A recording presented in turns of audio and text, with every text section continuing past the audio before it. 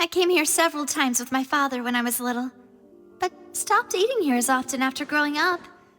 I hope the food here will be to your taste. Oh, don't worry. We haven't eaten at a hotel like this in a while. Paimon's getting excited already. In that case, I'll go order for us first. Please wait here a moment.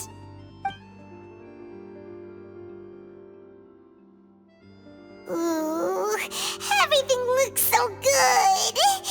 People in Fontaine sure know how to enjoy life. Why, of course. Go ahead, try whatever you like. If the food's good, I'll make a group reservation for the rest of Spina di Rosula next time. And if it's not? Well, then I'll still bring everyone. Albeit with only one dish per table. You, sure have your own way of doing things. Oh, we called this a farewell meal, but we could also treat it like a victory feast, right? We did just win that case after all.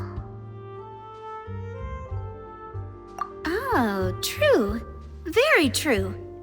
In that case, boss, we'll have another 2 dishes. Huh? Paimon didn't mean that you had to order even more food.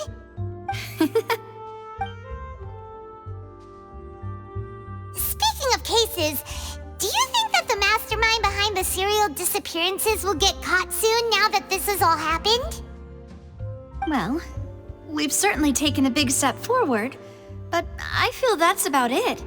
We know that there's an organization that means to dissolve these young women, but we still don't know what they are really after. If it hadn't happened right in front of us, Paimon wouldn't have ever believed that a person could be dissolved like that. Right? Yet it was because this was such a preposterous notion that the investigation could never really move forward before. Ugh. If only that guy could have finished speaking! We were so close to hearing who was behind it. In such investigations, even the smallest step can seem like a yawning chasm if the trail of clues is cut off.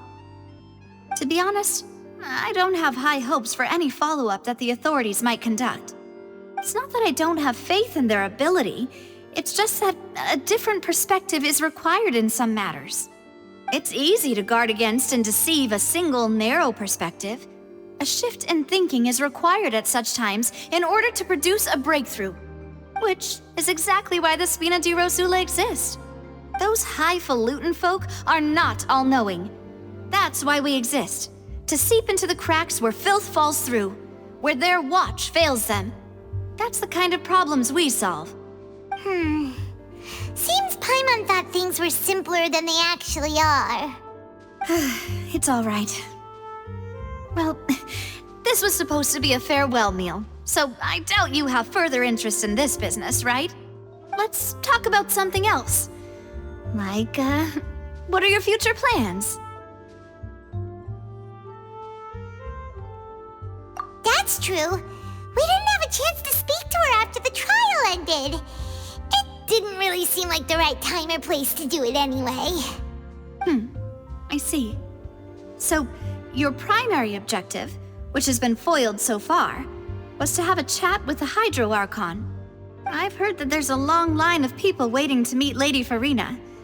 I suspect you'll be waiting for quite a while, considering that you missed your chance today.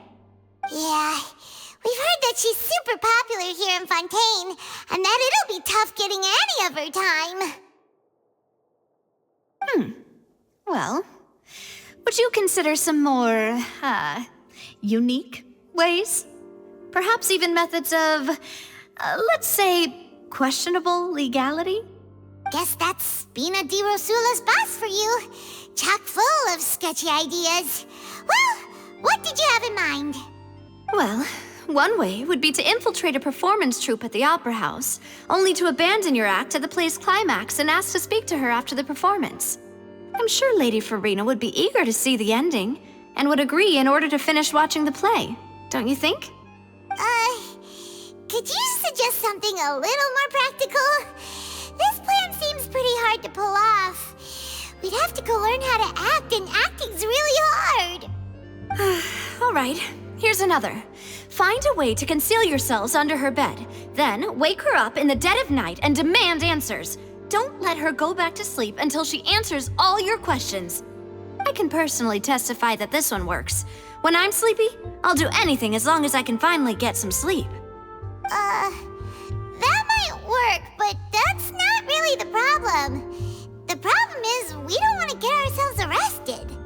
Ah, valid point. I overlooked that part. I was just thinking about leveraging a person's desire for sleep. All right, no more joking around. Perhaps you could... Oh, I don't know. Cut the line when she's on a break. You did defeat her in court, clearing citizens of hers from false accusations. False accusations she had nearly upheld personally. I imagine that she feels quite ashamed about the whole thing. You mean that if we catch her while she's on a break, she might be too embarrassed to refuse? Oh, that does make some sense.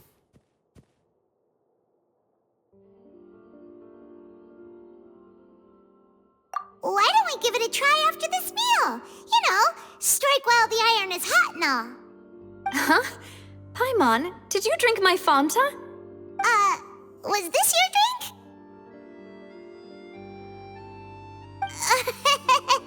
Sorry about that. Paimon wasn't really paying attention and the cup was right next to Paimon. Would you like to order another? No, it's fine. We're just about done here. Alright. Honestly, Paimon wouldn't recommend Fanta anyway. It tastes kind of salty and icky. Is that so? Huh. Well, in that case, we'll have to blacklist the Fanta here then. If we're all finished eating, then I'll go pay. Yeah, we're stuffed. Thanks for the treat, Navia. Oh, so full. Paimon can barely float anymore.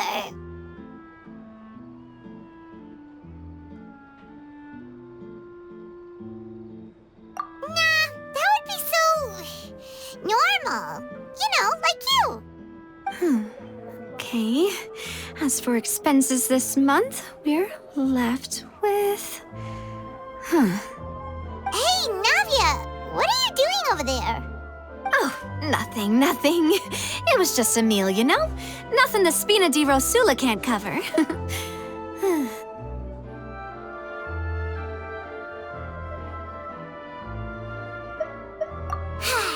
Let's get ready to try to meet the Hydro Archon again. Bye, Navia! So this is goodbye, huh? Well, if you do encounter any other trouble in Fontaine, you're always welcome to contact the Spina di Rosula.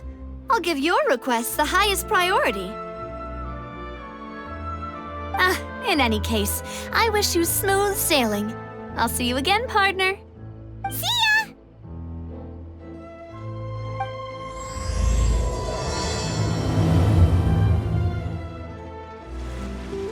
There aren't many people around anymore.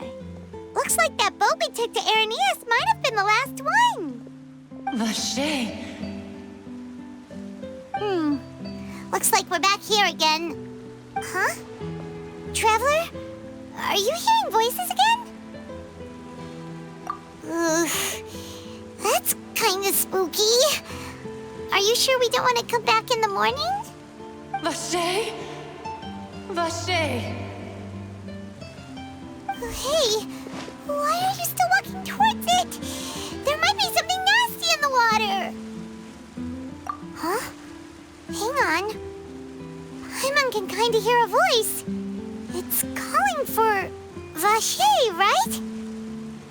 Hey, Traveler! Stop walking! Come on, wake up!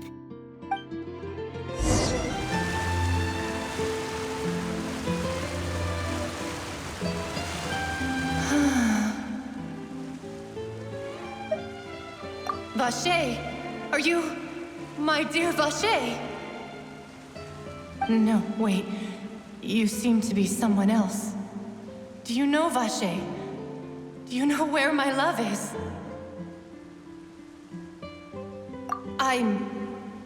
Wait. Who am I? I'm very sorry. I fear I do not know. My memories feel like they have been washed away like a flood. So many fragments dissolved amidst the tide, never to be recovered. How much have I lost? How many things that I once held dear while on land have I since forgotten? Yes, that is what I was once. But now, I am but the consciousness of one who has lost their form. I do not know how I came to be like this either. I only vaguely remember being covered in light blue water, and then all grew dim. I also remember going to many places. I loved adventure, loved exploring places of peril. And no matter where I went, Vacher would go with me. I knew how dearly he loved me, and I also loved him equally as much. But now, we can no longer go back. The pain of such parting, I never knew how heavy it could be. No, our reunion no longer has any meaning. There is no way for us to create any new memories. The thought of me gives him no succor, so let it lie forgotten beneath the waters. If you meet Vacher, tell him not to look for me. Tell him to move on. That is the only thing I still remember. Perhaps that is so. As I was submerged in the waters, losing consciousness, I saw Vacher above the surface. His eyes were filled with such sorrow, such longing. If only I could have comforted him, told him that I did not suffer. Indeed, I had felt a great warmth. Is that what you call it? Dissolving? If anything, I consider it a form of release. It was a state of neither fear nor frenzy, with only an endless peace, like the water's still surface. I could also liken it to being a thirsty person who drinks water for the first time, and only then sees how they have lived for so long in a world of endless want and anxiety. I think I hear your companion. It's time for you to go, I think. Farewell, then. I am glad that you were able to sense my presence.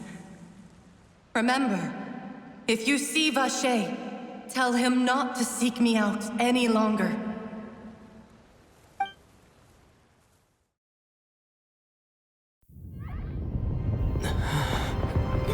Wake up! Come on, hurry! Navi is outnumbered!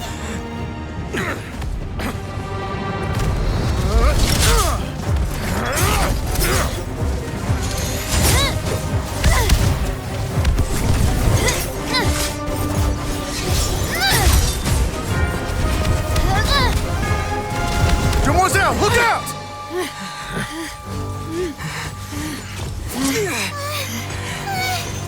Dear God, it's a whole army of Gardamex.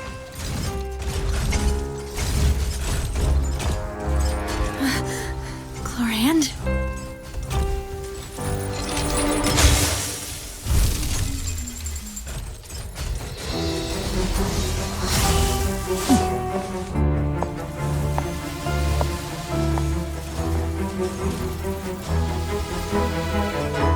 Quick, now's our chance!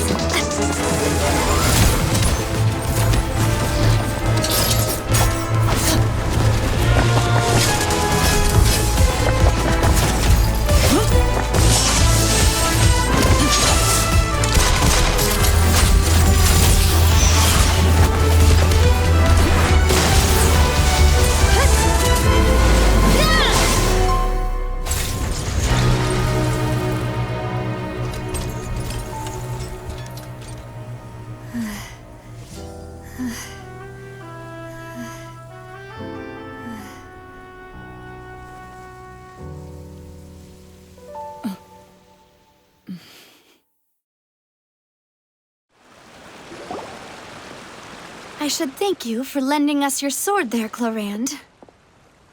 But before I do so, could you explain how you managed to show up here? I followed you. It seemed to me that danger has followed you more closely as of late. I believe that following someone without their knowledge is actually called stalking, is it not? Mr. Callus's last wish was for me to ensure your safety, and I will not betray his trust. He would do the same, were he alive today. Do not speak of my father! Sorry, demoiselle. I was not strong enough. Thank you for your aid, Miss Clarand, but do keep an eye out for your manner of speech. I believe we all wish to avoid unnecessary emotional harm. Sorry, I did not consider your feelings. Whatever. What else do you know? How did you come to the conclusion that I'd be in grave danger? I doubt I know much more than you, but I believe that the mastermind behind the serial disappearances is very powerful. Your performance tonight will almost certainly attract their attention. I'm sure they've known about me. To be honest, I'm shocked it's taken them this long to act against me. And what about these Gardamex? I thought only those associated with the Maison Gardiennage could control them. None of these mecha have serial numbers. I was sure to check a moment ago. They are not the ones used by the authorities to enforce the law. I can only conclude that some powerful or wealthy party must have obtained them via illegal means, deploying them as a private force of sorts. What? Your point being that they're out of Spina di Rosula's league, then? Yes. Be careful, and do not act rashly. I will continue investigating no matter what. We will bring the truth to light. That's my father's true last wish. Regardless, thank you for your help today, Clarand. But if you get any ideas, tell me first. I don't much appreciate being followed. I do not think that they'll strike again anytime soon. So I shall stop following you. Good day, all.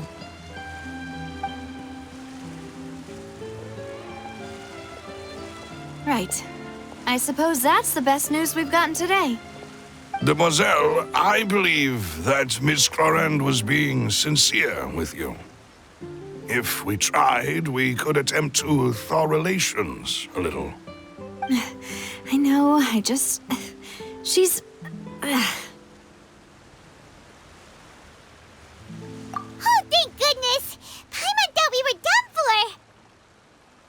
Those Gardamex came out of nowhere while you were unconscious, and Nadia and her gang saved us!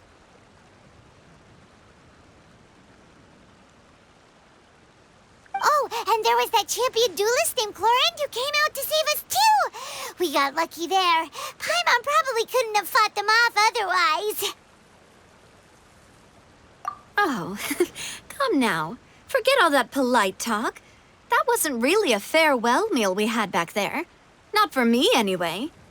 In truth, I hope that every meal we have together shall be a victory feast. As such, we're still partners. There's no need to thank me. It will take 50 years for me to match Demoiselle's magnanimity. If it were me, I would have joined the Spina di Rosula on account of her goodwill long ago. All right, you two. That's enough. Actually, Navia, how did you know that we were in danger? You sure did show up in the nick of time. Well, to be honest, you're the one who tipped us off, Paimon. Huh? Really? Paimon contributed somehow? Ooh, Paimon's even more amazing than she thought! Yes, all thanks to you grabbing my drink by mistake. How did that help? After we parted ways, I was on the way back to one of our bases when I suddenly thought of what you said. That the Fanta tasted kind of salty and icky. Fanta only comes in sweet flavors, so how could it have tasted salty? The color of the drink, if I recall, had also been a bit off. So the Fanta had been spiked with water from the primordial sea? Yes. So, if you hadn't drunk that cup for me... Spina di Rosula is preparing the grandest of awards for you as we speak for saving the boss. Huh. Really?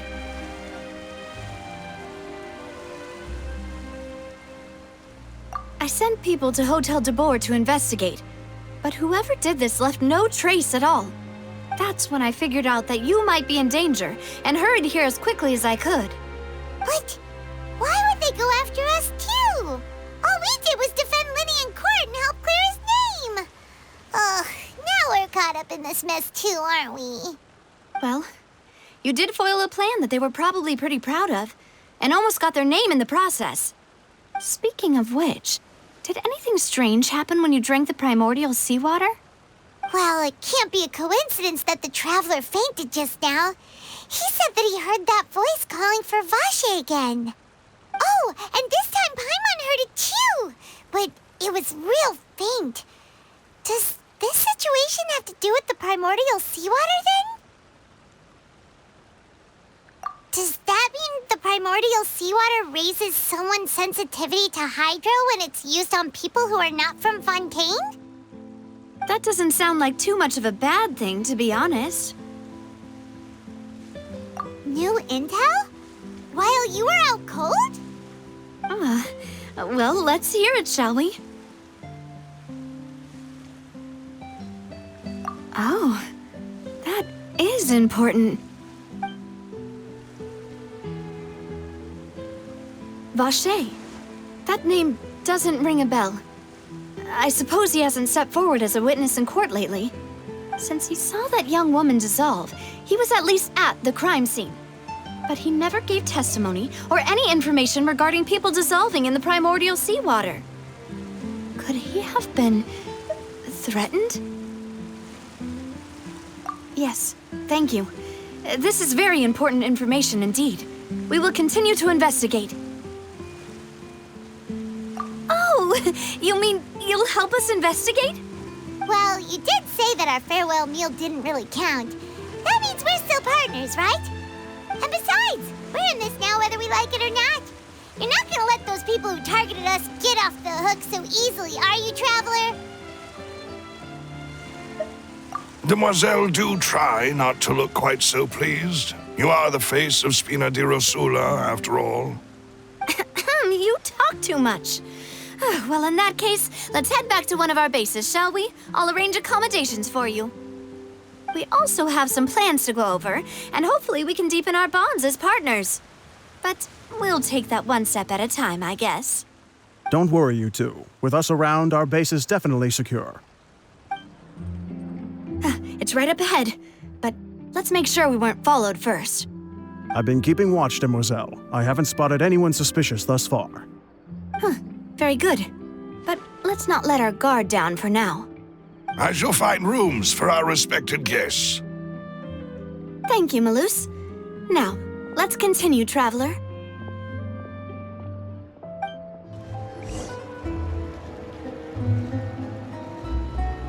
So, this is your base? It's not quite what Paimon imagined. Your accommodations have been arranged. Under the present circumstances, I can confidently say it's the best we have. Well, our funds have been a little tight lately. After all, we don't allow illegal or unethical profiteering. In fact, our funds often come from citizenry who support us. Seems like it's tough times for everyone. But if you have the support of the people, that does sound like it's worth it. To be honest, our financial situation was a lot better back when my father was in charge a few years ago. I'm afraid I'm not quite his equal. Your father, he was the previous boss of Spina di Rosula, right? How did he... Demoiselle, if you'll allow me to explain. No. I'll explain it myself. I suppose I couldn't run from this topic forever. And as partners, this is something I hope they can understand. My father's name is Callus. Yes, the same one they call Callus the Unfaithful in the streets. 3 years ago, he was accused of murdering his own friend. But he chose a duel to defend his honor instead of standing trial. He died in the duelist's ring. Oh no. But I do not believe my father was a murderer. I'm sure he was set up. At the time, I believed that if he only stood trial and was duly investigated, something amiss would crop up and prove his innocence. But strangely, he not only requested the duel himself, but rumor has it that even after being seriously injured, to the point where he could be deemed as having lost the duel, he refused to surrender, determined to die in the arena. 3 years later, I still don't understand why he did that. How could he protect his honor if he's dead? If anything, he gave up his chance to defend himself. The closest piece of info I have is that my father had been investigating the serial disappearances case at the time of his death. Ah, so that's why you're so determined to get to the bottom of that case. That's right. I've also tried to investigate the murder my father was implicated in, but I haven't found a single new clue in my countless reviews of the investigation records. However, I believe that if the murder case is related to those behind the disappearances, they must know something. I must know what really happened. Was my father coerced? Framed? Even if he really did kill his friend, I must get to the truth. If only he'd been more open with me when he was still alive. He even hid the fact that my mother died due to complications when giving birth to me. And now, here I am investigating his death. You really are a handful, aren't you, Papa?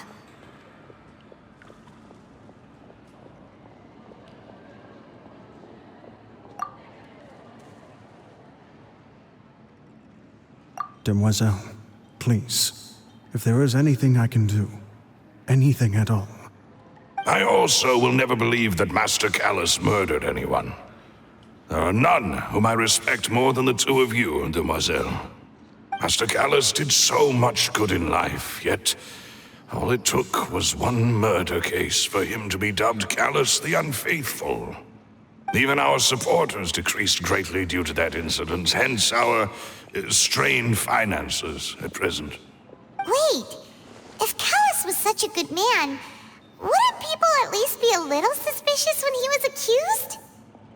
No. Perhaps people just revel in that kind of drama. It's not something exclusive to people from Fontaine, really. Everyone's like that. People love watching the evil turn over a new leaf, but they also enjoy watching good people fall into an abyss from one slip-up just as much. But how could... Never mind. If Callus was really falsely accused, we have to find the truth. He didn't deserve to have that happen to him. There is one other thing. Master Callus's opponent in the duel was Ms. Clorand. Oh, her? Well, then, isn't that as good as saying that she was the one who killed him? Yeah, that's not the sort of thing that you can just let go and move on from. Ms. Clorand has always placed great emphasis on the honorable nature of the duel. If her opponent doesn't yield, she will not stop either. She knew Master Callus beforehand and greatly respected him, but seeing how he was resolute in the arena, there was only ever one choice she could have made. It's not that I don't understand her at all, but I just can't deal with this yet. Don't worry, Navia. Paimon knows how you feel. You don't have to force yourself to do that. Afterward, Ms. Clorand told us that at the start of the duel, Master Callus requested that she ensure Demoiselle Navia's safety.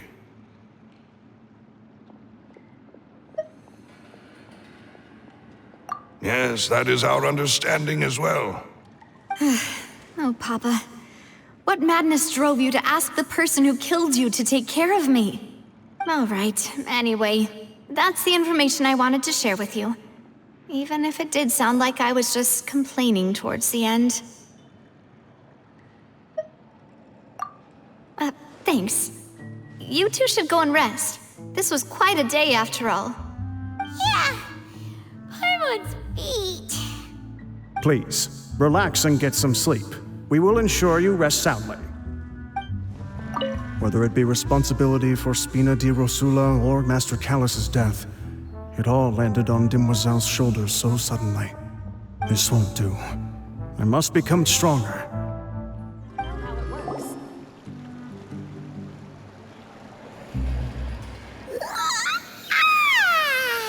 Paimon slept so well. This place feels almost too safe. Huh? Navia? Where did the other two go? I sent them back to Poisson. It's Spina de Rosula's place of origin, and where we have our headquarters. There's not much for them to do here at the moment.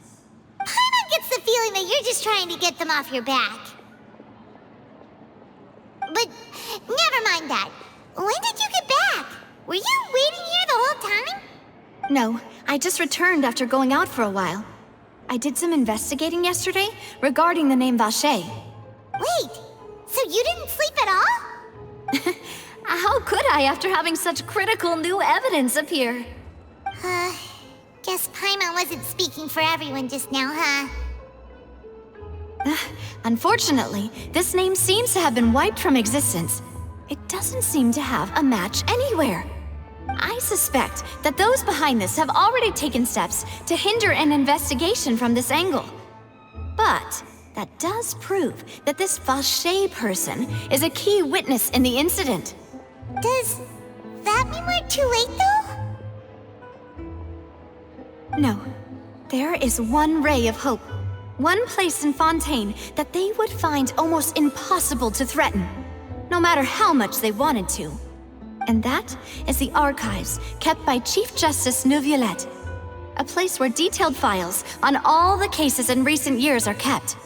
If the Oceanid you met is one of the young women who went missing recently, we should be able to find some related information there. So Neuvillette maintains an archive of case files? Whew, guess that's the hard-working Chief Justice for you. In that case, let's go talk to him, shall we? Aren't you coming along, Navia? Did you get tired? No, it's nothing. Let's go see the Honorable Chief Justice.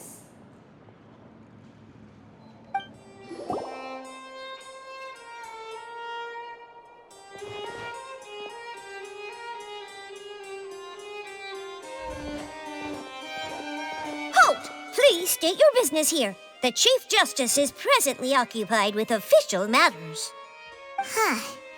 This place does look pretty heavily guarded. Guess that proves that Neuvillette's files are really secure. Hey, don't you recognize us? Huh? Who are you? Just to be clear, I don't care who you are or who you might be related to. Our rules make no exceptions. See? They've got great discipline, too. Yep. Paimon can tell. If you're here just to crack jokes, I can point you towards the exit. Unlike some, we're busy, so please leave if you don't have a reason to be here. No. What I meant to say is, shouldn't you remember us from a few days ago? We were at the trial of the great magician Linny. Oh, yes, I remember. I read about it in the Steambird. You must be Linny's attorneys. It's all coming back to me now.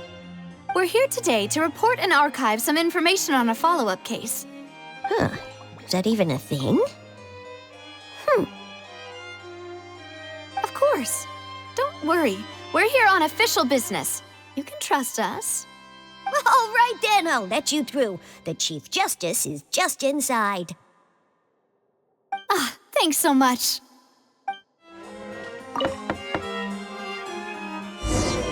Please come in.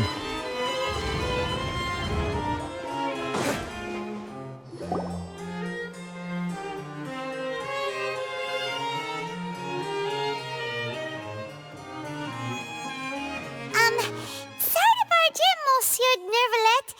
We only lied to get in because we didn't know any other way. It's all right. Please let me know how I may be of assistance to you. So you're not mad at us? We're looking for a man called Vache. He may have been an eyewitness in the serial disappearances case. If we can find him, we may be able to unearth some key information on the case. Ah, I see. In that case, please wait here a moment while I browse through the files.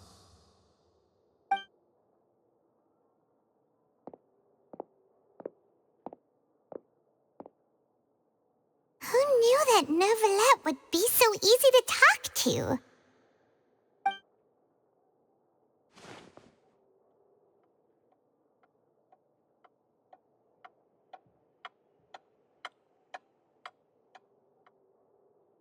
Unfortunately, I'm quite certain that no one by the name of Vacher has been involved in any case, criminal or civil, in the past several years. There are no records of him either in the files or in my memory. Traveler, what if it was really just a dream? Is that so? All right then. Thank you so much, Monsieur Neuvillette. We'll take our leave now.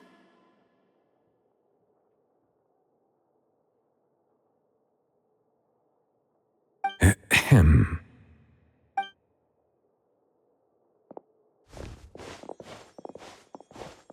Miss Navia, I can understand how you feel. Your father, Callus, was a truly exceptional man. We deeply regret his passing.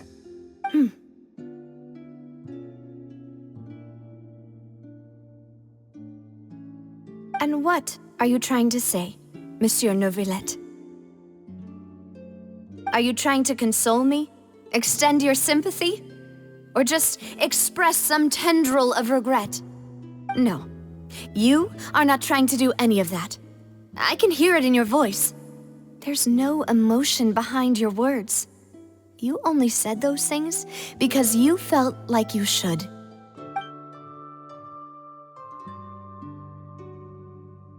It's just like last time. After my father took his place in the duelist ring, I pushed through the guards to talk to you as a last resort. You even told me then that you thought there was something fishy with the case, yet you still allowed the duel to go ahead. In your eyes, the value of a human life is nothing compared to those cold laws you hold so dear. If you truly regret my father's death, then why didn't you call a stop to the duel? Why didn't you give me the power to stop him from throwing his life away? Why did you just let him die, despised and hated by all? Everything was hanging on a thread at that moment. Just the tiniest effort could have changed everything. There are still so many things I never got to tell him. So many questions he still owes me answers to. If you really have no heart, then just look me in the eyes. I, Navia, will show you the true meaning of regret. I'm sorry, Miss Navia. You and my father are truly alike. You keep all kinds of things in your heart and never say a word to anyone. It's not so much that you can't feel, but that you would never express anything. Oh well. In any case, everyone already knows full well the apathy of the Chief Justice. My apologies for taking my emotions out on you, Monsieur Chief Justice. Let's go, Traveler and Paimon.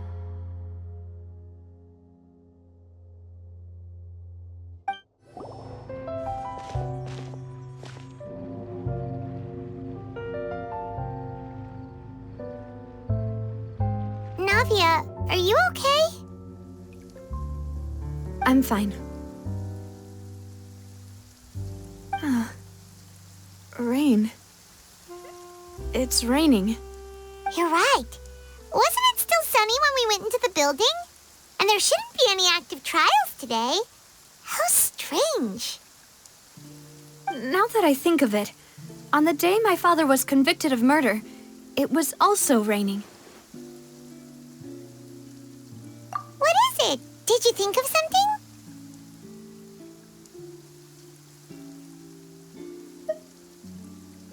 Yeah, he was outside. It was uncovered and the rain could fall there. Why? Do you think the rain could have affected the crime scene?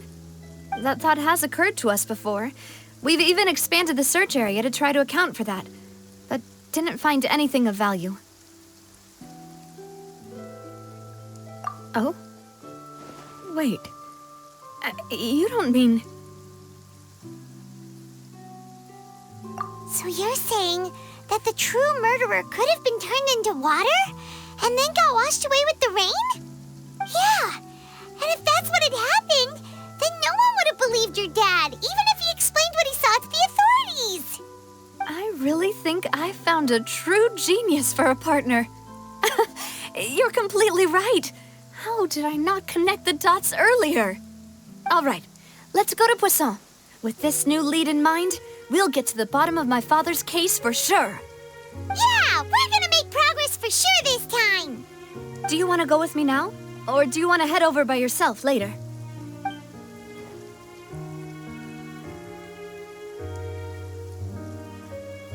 Great, let's go then. Whoa, what a huge ship! Why would a ship be anchored at a place like this? There's no need to be so surprised. While it may look like a ship, it's actually Spina di Rosula's headquarters. My father was the one who asked for it to be built like this. Perhaps our taste in exterior design is the only thing we occasionally had in common. A gigantic and glamorous ship embodies discovery, opportunity, ambition, and conquest. It symbolizes Spina di Rosula's bright and limitless future. And Paimon thought you were bluffing when you said Spina di Rosula had a glorious past. Paimon was confused why a group with such a history would live in the sewers. But now that Paimon has seen this ship for herself, she's been convinced. Well, Poisson is where Spina di Rosula began, after all. It's our main base, our home.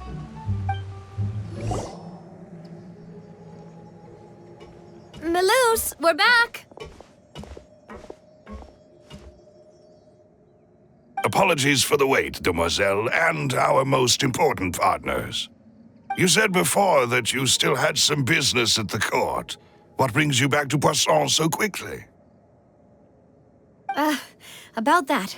It's because my partner here reminded me of something really important. You see, what if my father's case had something to do with water from the primordial sea? You still remember, right, Melus? On that night, it was raining? Yes, the case was quite similar to that of Mr. Linney's. Both were what you'd call impossible murders. Could you tell us a bit more about what happened before? Yeah, of course. Many years ago, something called synth began to gain popularity in Poisson. At a glance, it was a kind of drink that could excite your mood and produce many pleasant hallucinations. Wait! Didn't that guard guy who turned into water also mention that the primordial water could be used to produce some kind of potion? Yes, he did. Considering what we know now, it's almost certain that synth is created using water from the primordial sea. If you drink synth for an extended amount of time, you'll suffer many side effects, such as losing the ability to focus or control your emotions. And if you were to stop drinking it completely, you'll experience flashes of paranoia and anxiety while lacking energy to do anything. It's an extremely dangerous substance. As he oversaw Poisson, my father was compelled to put a stop to synth abuse and called for a complete ban of it.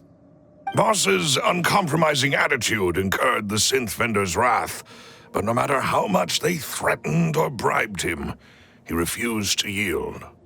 Not only that, Boss became determined to find the mastermind behind the synth operation and put an end to the problem once and for all. Yes, but the enemy was very cunning. So he could never get anything out of the dealers, all of whom only sold the stuff and weren't privy to the rest of the operation. Recognizing that, my father decided to contact the dealers in secret and cultivate personal relationships with them. Finally, he was able to convince someone to become his informant. The man's name was Jacques. He felt greatly ashamed about his work after seeing many families destroyed by synth abuse. That night, my father hosted a banquet at his countryside estate. He planned to meet up and exchange information with Jacques over some food. But then, we heard 2 gunshots from the courtyard. We raced to the scene and found my father, still holding a gun, and Jacques, who was already dead on the ground. Huh? How did that happen? Aren't they on the same side? Sounds just like Lenny's case, doesn't it? In both cases, the culprit seemed obvious, but neither appeared to have any motive at all. Looking back on it, though, I now believe the most important clue was something we all overlooked at the time. There were pieces of clothing left at the scene. Precisely. It's all thanks to you that I made the connection now. Back then, we all just thought they were some costumes that Jacques used to disguise himself at the banquet. But, considering it now, it's almost certain that they belong to a third person at the scene. With one extra person, we'll also need to reconsider why the 2 shots were fired. You're right. We still don't know what happened. But my intuition tells me that we're on the right track to figuring it all out. I'm finally headed towards the truth. Jacques was an empathetic man who was infinitely remorseful for his past actions. It's unlikely that he turned on Boss with 0 warning. I think this third person is probably the key to the full truth. On that note, however, even though this will not please you, demoiselle, as your and your father's butler, I must still offer a word of warning. Our opponent is insidious and cruel. They are extremely difficult to deal with, and Boss has already lost his life trying to bring them to justice. Even though Spina de Rosula has lost most of its former glory, Poisson has welcomed a new time of peace, and we have been allowed to live out our lives. There is no need to follow your father's path. It would be both wise and in line with Boss's wishes to step back and give up on the case. If that's indeed what he wished for, then he should have told me that himself. Was I not the closest person to him? And yet, I was the one most kept in the dark. What was the point of him dying without sharing any of the secrets he knew? Did he manage to protect anything in the end? Synth is still here. Callus the Unfaithful is still his epithet. And Spina di Rosula is barely getting by. Nothing has changed. Did he think I'd just accept his meaningless death and live out my life just as meaninglessly? I've never accepted that, ever. Not since that day, and certainly not now. I want to find out the real answer for everyone's sake. For the missing girls, for the victims, and for myself. Navia. This is indeed the best moment to act. Your partner appears to be quite reliable, and more importantly, demoiselle, I think you're also ready to take this on. So you do know something else, Malouse? Yes, I do. In fact, even before that banquet, Boss already knew of the connection between Synth and the serial disappearances case. But what drove all the tensions to the boiling point was the revelation that you, demoiselle, had been selected as the next target to disappear. What? Boss also didn't tell you that he had been diagnosed with a rare illness. The doctors told him that he had no more than 5 years left to live. And the serial disappearances case caused him great anxiety. 5 years was nowhere near enough time to resolve this long-standing conflict. But once he passed away, all the danger would pass on to you. Knowing all of this, he decided to use one final intimidation tactic before his death.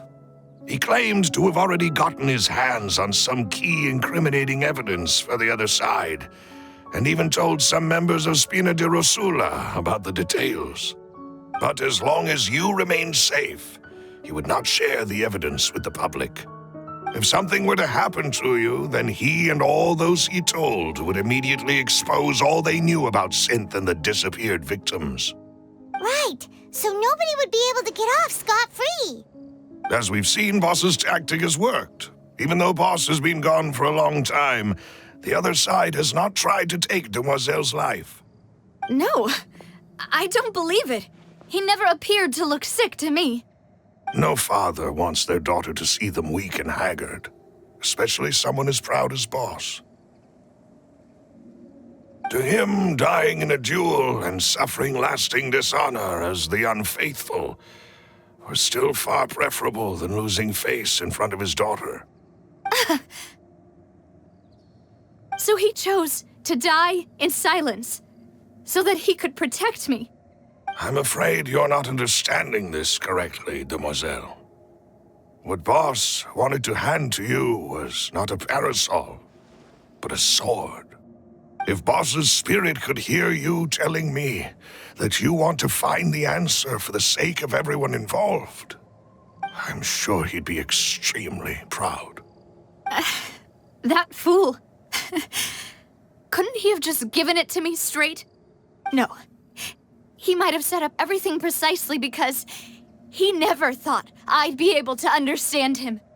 Is that the amount of confidence he had in me? And what if I was never able to make it to where I am now? Yeah. I suppose that's true.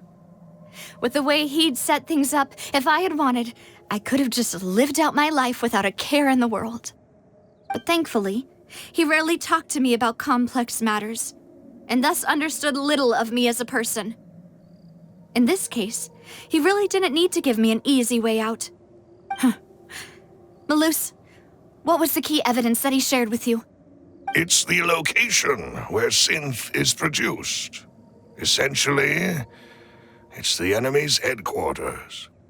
When he was threatening the enemy, Boss didn't share the specifics of the incriminating evidence he found. But if you want to use it against the enemy, you'll still have to take several things into consideration. Why? If we know where the place is, can't we just go storming in? You mustn't forget that we're fighting against a mysterious and dangerous organization that's been in operation for decades. There's no telling what might be lying in wait at their headquarters. We also have no idea what kind of evidence we may be able to find inside, nor what people we may be able to capture. But a single visit to their headquarters would be tantamount to a formal declaration of war. The worst case would be that we leave empty-handed, but also open ourselves up to full retaliation. Then, in that case, why not work with the Fontaine authorities? Well, you saw one of them dissolve during Mr. Linney's case. We have no idea just how thoroughly they may have been infiltrated. That's true. Seems my father really had no choice. But things are different now.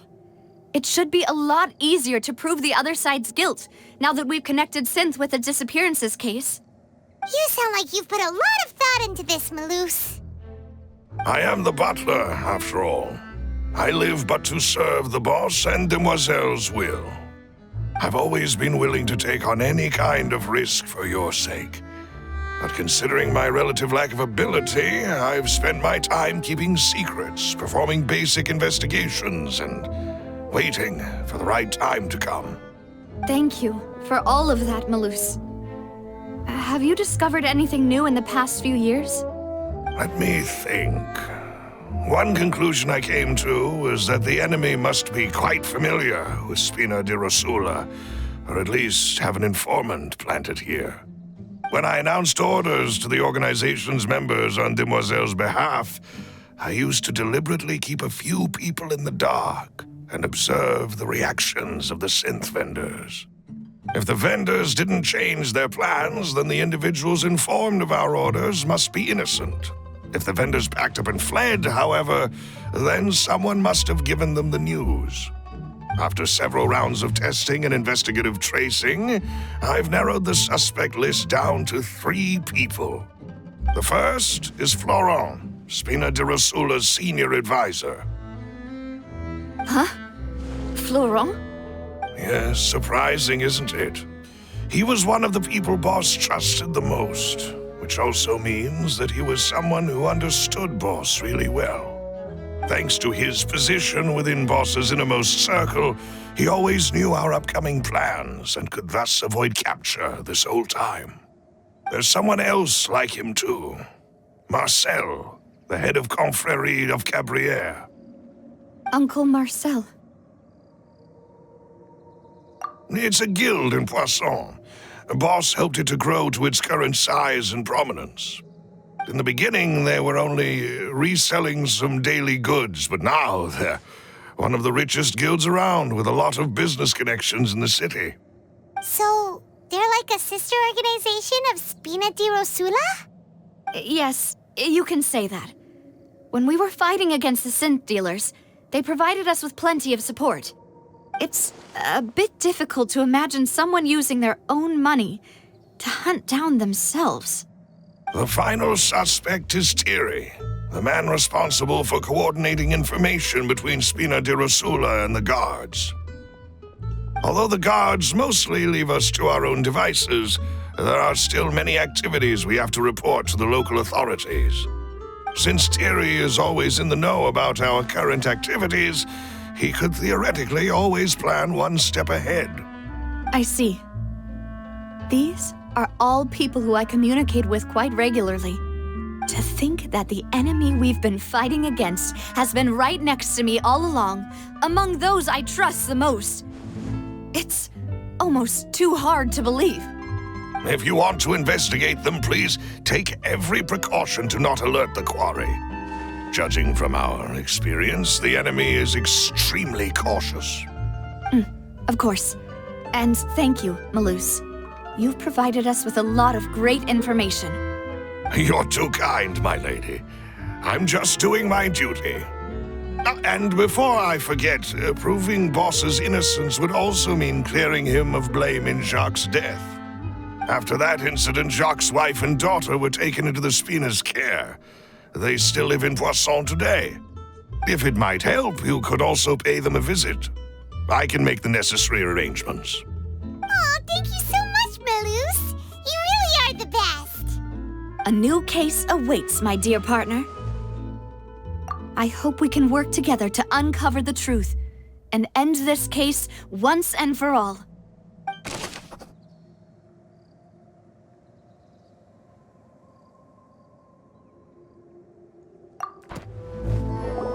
It is settled, then. Please excuse me, and enjoy your conversation at your leisure. Thank you for arranging everything for us, Malus. Excuse me, miss. Do you need anything from us? Oh, Hey, Navia's all quiet. This isn't like her at all. I'm sorry that I only came to visit after all this time. After what happened, I didn't know how I was supposed to face the two of you. Ah, if it's about that, there's no need to apologize. After my husband died, Spina di Rosula sent us a lot of mora and support. I understood your guilt and apology to be genuine.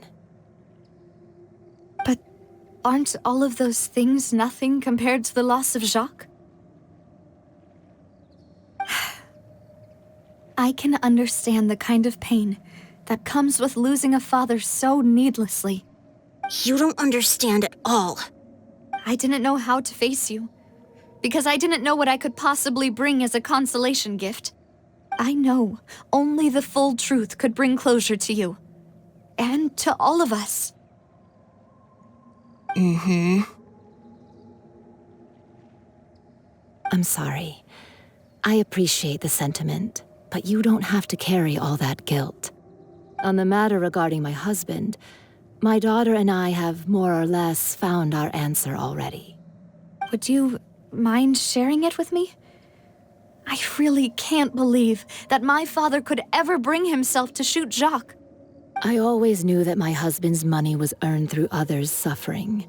He told me countless times that if he could turn back the clock, he would never go into the synth business again.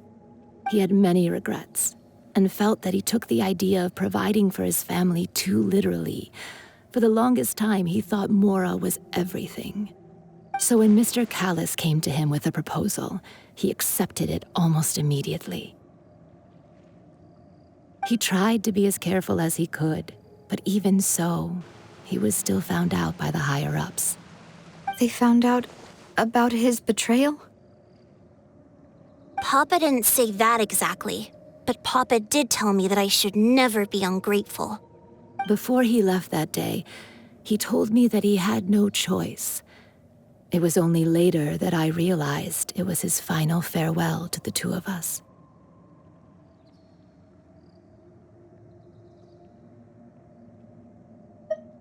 I don't know that for sure, but you could say that's the conclusion I eventually came to. Which is why I'm the one who should feel guilty. Callis had always taken great care of us, both when he was still alive and after he passed away. Even if he fired the shot that killed my husband, it was likely in self-defense. It is impossible for me to hate him for what he had done. But Mama, why is Papa still the bad guy if he did the right thing? Papa always wanted to be a good man, so why did he have to do a bad thing in the end? Well, things aren't always as they seem. You still feel like your papa was a good man, right? Yeah, Papa was a really good man. The best in the whole world. Then you should hold on to that.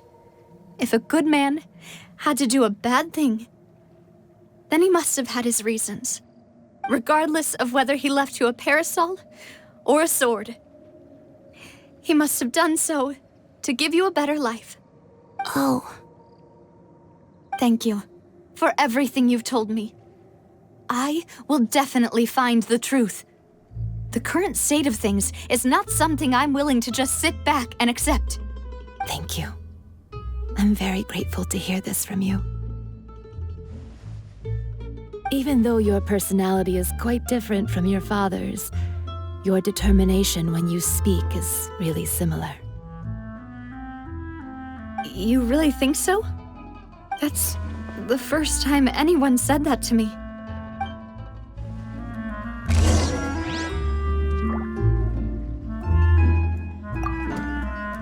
I'll leave my husband's case to you. Thank you, Miss Spina, and Miss Spina's friend. Are you okay, Navia?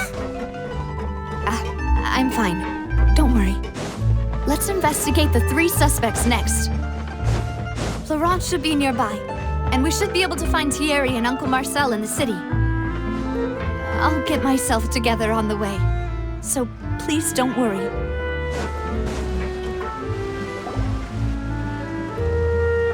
Greetings, boss. How may I be of assistance today? I'm sure you've heard about what happened at the Opera House. Someone got turned into water right in front of us. Yeah, I've heard. With something that dramatic, I'm sure journalists will milk it for all it's worth. And it'll be all the talk for the next several weeks.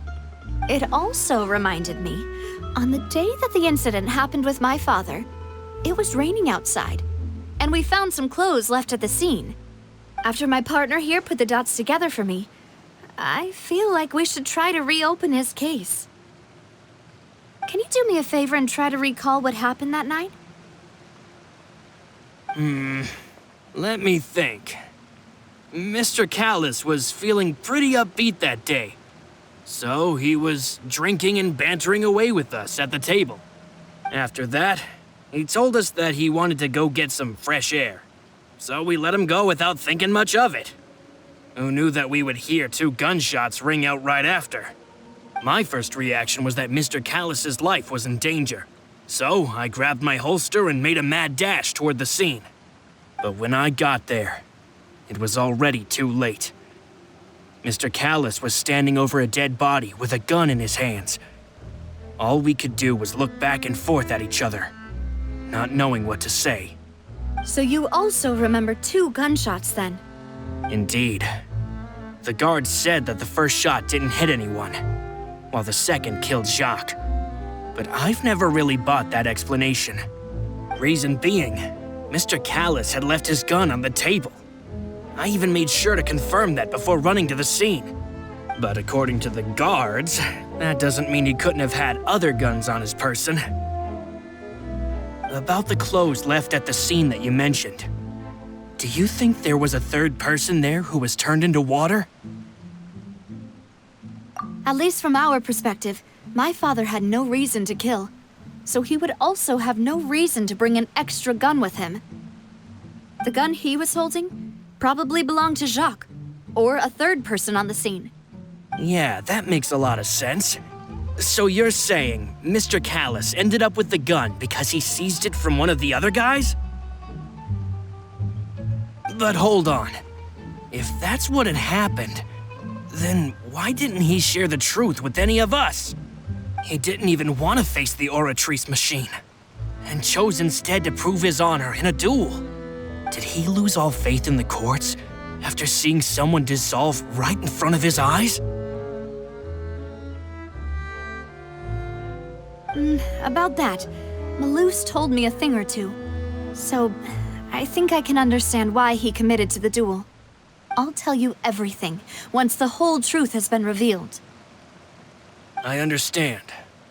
Then, I'll leave Mr. Callus's honor in your hands, boss. And if I may just say one more thing. The whole Callus the Unfaithful epithet has been a thorn in my side since the day it was invented. Many people have laughed at me for still calling him Mr. Callus, even after so many years have passed. But it was Mr. Callus's trust that allowed me to rise through the ranks of Spina di Rosula and live the life I lead today. No matter what others might say, he'll always be the man I respect the most. And he'll always be my boss. Don't worry.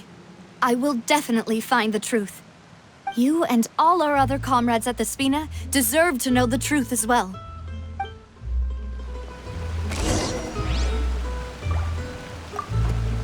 My apologies, boss, for that last sentimental bit. It's just, many years have passed while I've held my tongue. It's not often that I get to share my true feelings with others. Hey, Thierry, it's me. Oh, now, what brings you here, Miss Navia? I've heard that you made quite the name for yourself at the Opera House. Oh, so you've caught news of that already. Oh, okay. Hey, I'm also a member of the guards, you know. The way you make it sound, people would think I was sent off to Poisson because I had done something wrong. Are you sure there isn't a little bit of truth in that? Under normal circumstances, shouldn't you have been called back to the city already? I mean, where I work is really up to me. Let's just say I enjoy the ambiance of Poisson. Callus did a fantastic job running the town, building Spina di Rosula from the ground up and clearing many obstructions in my way. It would be next to impossible for me to find a similarly easy but high-paying job in the city. Anyway, enough chit-chat. Are these two friends of yours? You, here for some formal business? Yes. These two are my partners. What happened at the Opera House made us realize that Linny's case and my father's may be related. We're trying to reinvestigate the details of my father's old case. Ah, I get it. You think there might be more to the case now that we know people can be dissolved into water, right? I was also flabbergasted when I first heard of it. If you want to go through the original files from your father's case, I can help you look for them. That'd be much appreciated. Thank you. Actually, I have another question. Do you have the authority to dispatch Gardamex? Of course.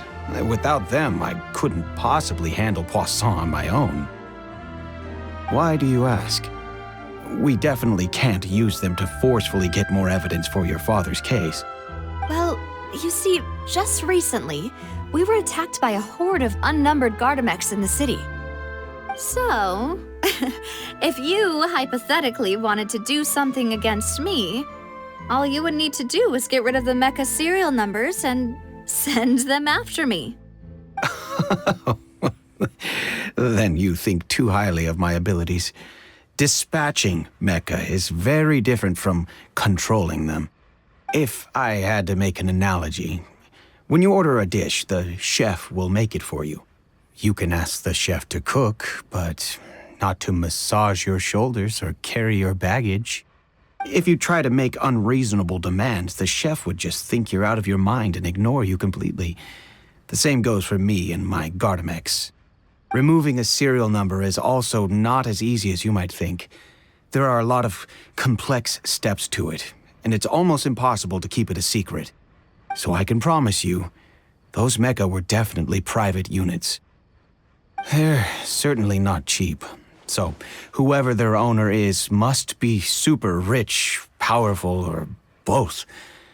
Now that you mention it, though, being in the synth business would definitely be profitable enough to afford this. Oh, then you're officially in the clear, Thierry. Oh, well, thank you for the vote of confidence, Navia. Jokes aside, I'd like to wish you all the best with your investigation. I'll be staying in the city for a little while, so just come find me if you need any support from the guards.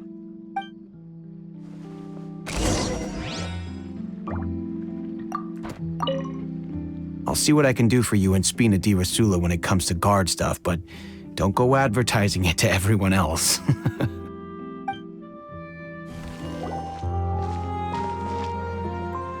Hello, how may I help you? I'm here to see Marcel.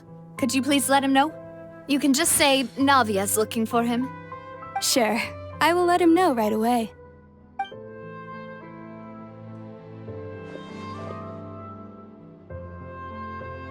Navia, hello. Sorry to keep you waiting. I'm not as young as I used to be, so my legs are giving out a bit. Oh, it's all right, Uncle Marcel. There's no need to stress. I just wanted to talk to you briefly about what happened in the Opera House. I'm sure you saw everything too, right? Yes, I've never seen anything so strange.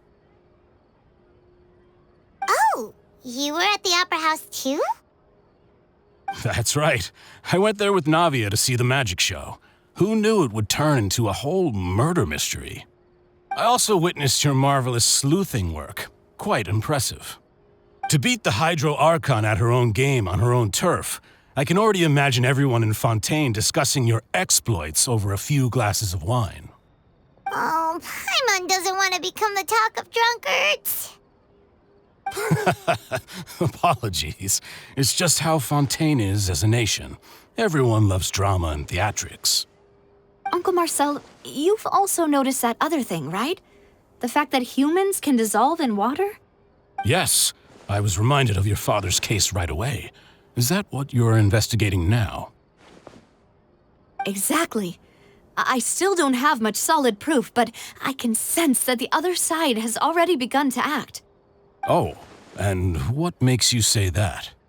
We were attacked on Araneus by some unnumbered Gardamex. And there was also an attempt to get me to drink water from the primordial sea. If not for the vigilance of my partner, I probably wouldn't even be here talking to you right now. Oh, you're giving us too much credit. Wasn't it you who protected us? Alas, it seems things are heating up again. The peace that Callus sought so dearly will soon become a thing of the past. But rest assured, Navia, Poisson will always remain a safe haven for you. If you're scared, you can always return there. If anyone dares to lay their hands on you there, the Confrérie of Cabrières will use its funds to the last Mora to bring them to justice. Thank you, Uncle Marcel. But I don't intend to go into hiding. I'm going to strike while the iron's hot. Do you have any new thoughts on my father's case? About that. Sorry, my age is catching up with me, so it'll take me a while to recall my memory.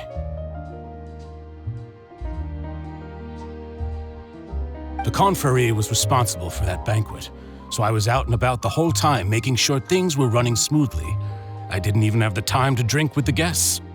Then I heard the sound of a gunshot, and the rest was history.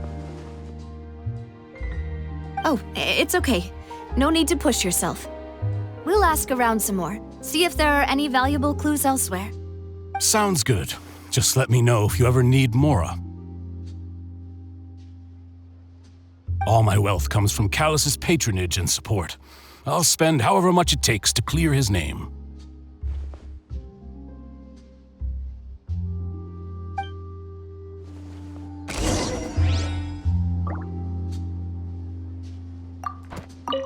Alas, why do these kinds of things happen to the kindest people? We've talked to all 3 suspects, purely based on their conversations with me. None of them sounded particularly suspicious. I suppose that's to be expected, though.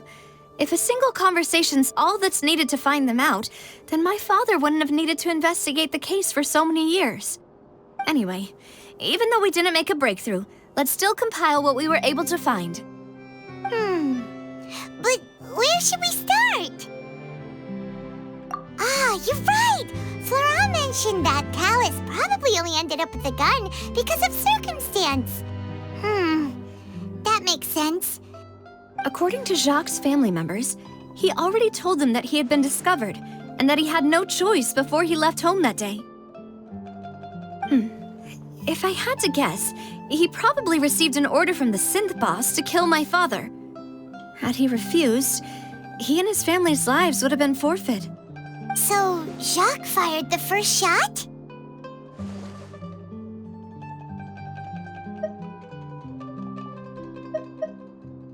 Oh?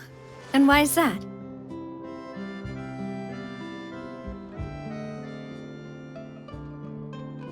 Ooh, that's a good point. Jacques probably already knew that he was just being used as a tool for murder. And once he had completed his mission, he'd be of no more use to his boss. So, what would make more sense from his perspective would be to turn his back on the order and seek protection from my father. Makes sense. But without evidence, that's still just a theory. Besides Jacques, the attack from the Gardamex has been bothering me quite a bit as well. It's obvious that our enemy has become more antsy after the secret of the primordial seawater was revealed. Do you think he knew, even then, that we'd follow this lead to the end? Given everything that's happened since, it's quite possible. But who among the 3 suspects would have the ability to control privately owned Gardamex?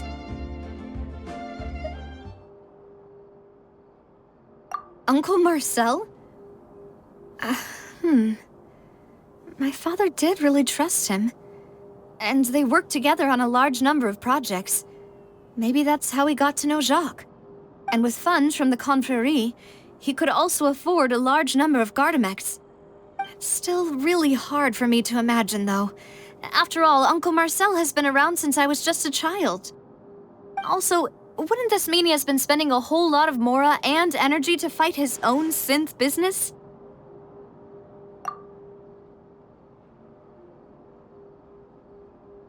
Florent? It is true that he was closest to my father, and thus had the best chance of learning about his dealings with Jacques.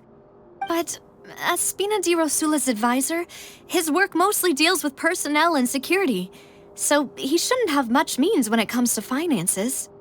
So you're saying he's too broke to afford a mecha army? Exactly. He can't. And even if he could, I don't think he would be able to dispatch a whole group so quickly. Thierry, you say? It is possible that he's figured out a way to convert the Gardamex for personal use. But I didn't feel like he was lying when he was talking to us about the mecha. I also don't think he'd be able to keep that kind of tampering under wraps. Yeah. Had he actually tampered with the mecha, we'd be able to prove it with a simple check of the guard's inventory. If the mecha were taken from the guards, it should be pretty easy to find out when and how that happened. Who could it be?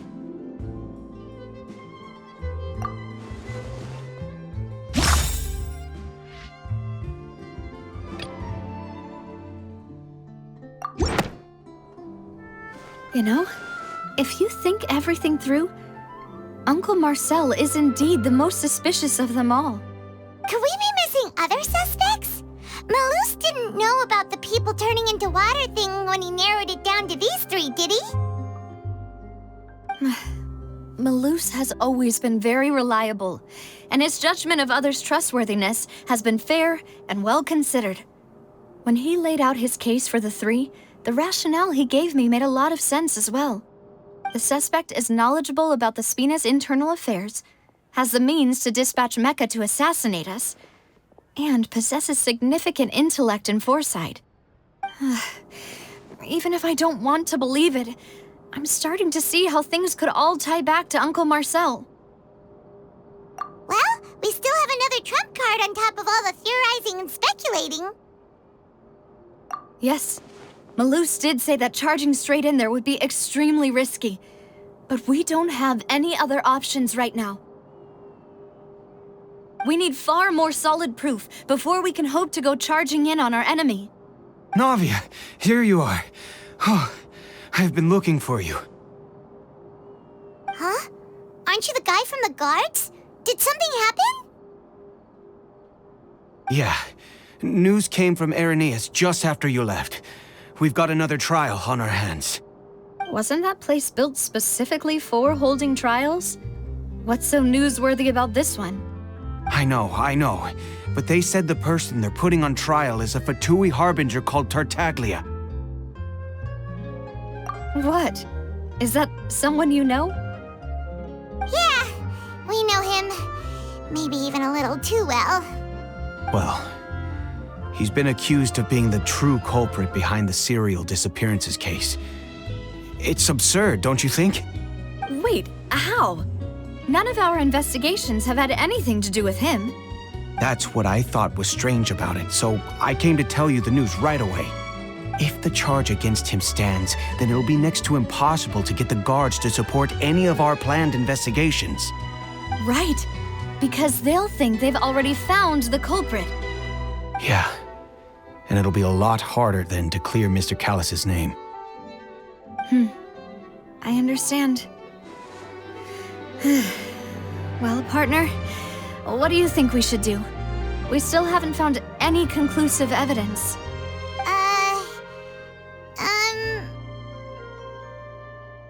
Huh? Split up? What do you mean?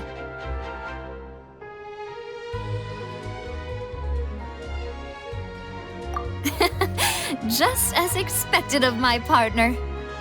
Since this is a trial about the serial disappearances case, the culprit's attention will be focused on Irenaeus, leaving his home base wide open. You're right. This is our best opportunity. All right then, let's do this. I'll stall them at the Opera House and charge Marcel as the true culprit. I won't have any chance of making that charge stick, though, unless we find more evidence. It'll be up to you to make it back in time and hand the decisive evidence to me.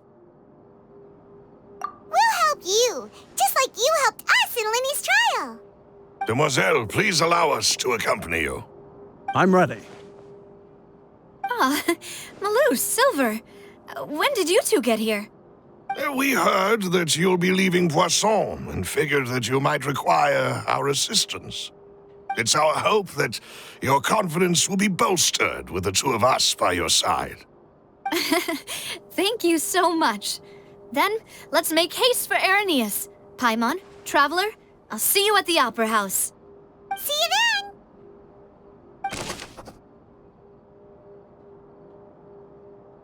Now that Navia has set out for Irenaeus, we should also get going. The location has already been marked on the map, so let's head over.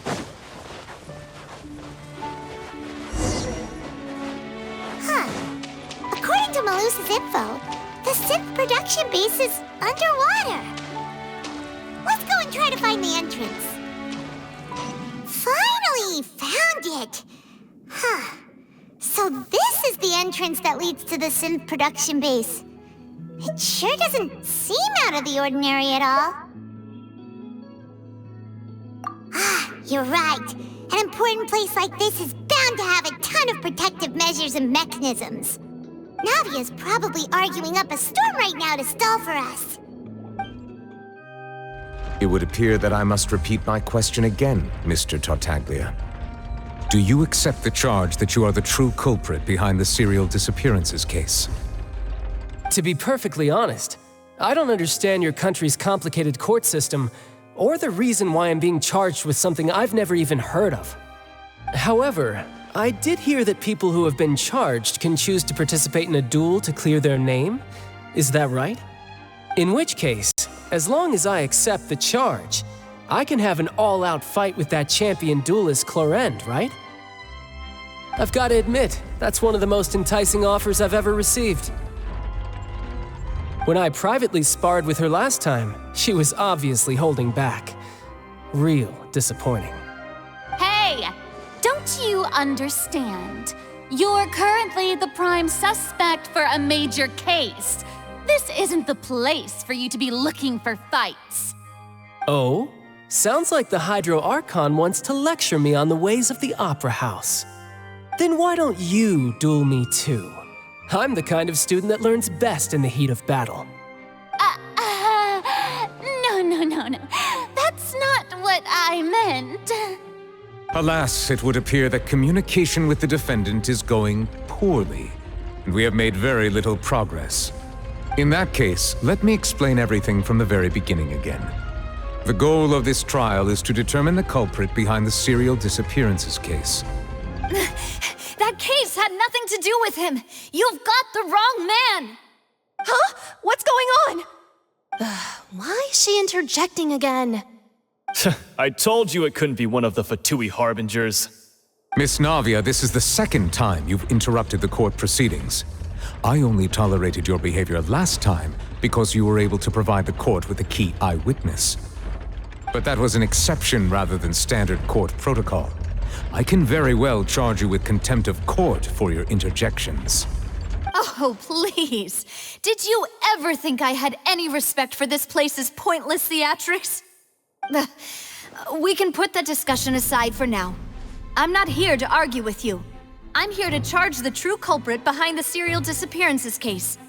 And if my charges prove true, then Tartaglia here will be proven innocent by default, correct? Oh, a young lady has charged in and offered to clear my name. How fascinating.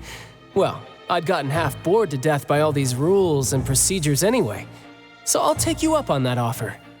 So, Your Honor, is there nothing else for me to do now?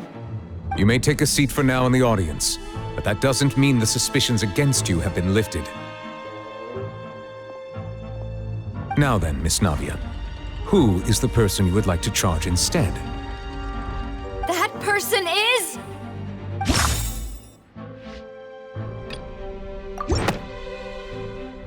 Marcel, the head of Confrérie of Cabrières! Huh? What confrérie? Never heard of them in my life. I've heard of them, but weren't they Spina di Rosula's sister organization? Oh, is this going to be a friends to enemies type situation? Please let me remind you, Miss Navia, that charging someone is an incredibly serious matter. Committing to the charge also means taking on the legal responsibilities associated with it. And if the charge fails, depending on the circumstances, you may also be charged with the crime of making a false accusation. Knowing this, do you still wish to charge this man? Yes, I do. In that case, I declare the charge to be valid.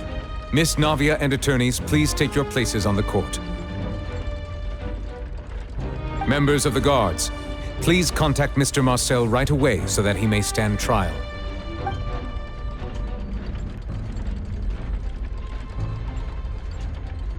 Mr. Marcel, you will not require an attorney. Is that correct? Apologies. It all just happened so quickly. I still haven't figured out what's going on. I think an attorney won't be necessary. This is probably just a misunderstanding between me and Navia. Very well. In that case, since both sides have now arrived, Miss Navia, please present your charges. I would like to take everyone back to 3 years ago, to the case of Callus the Unfaithful. Only through elucidating what really happened in that case can we connect all the dots for the serial disappearances case. Navia, Do you really think that I was the one who killed your father? Come on, why would I do that? Callus was my benefactor, and remember, both you and I only ran to the scene when we heard the sound of a gun. If that's enough to make me a suspect, wouldn't that make everyone at that banquet a suspect as well? I think there's no point in getting into the specifics right now. The audience doesn't even have the big picture yet. Even I'm struggling to remember some details of that case. Exactly correct, Your Honor. I must refresh everyone's memory about that case before I can explain my charge and reasoning. I see. In which case, I will recount the findings about that case as originally recorded by Maison Gardiennage.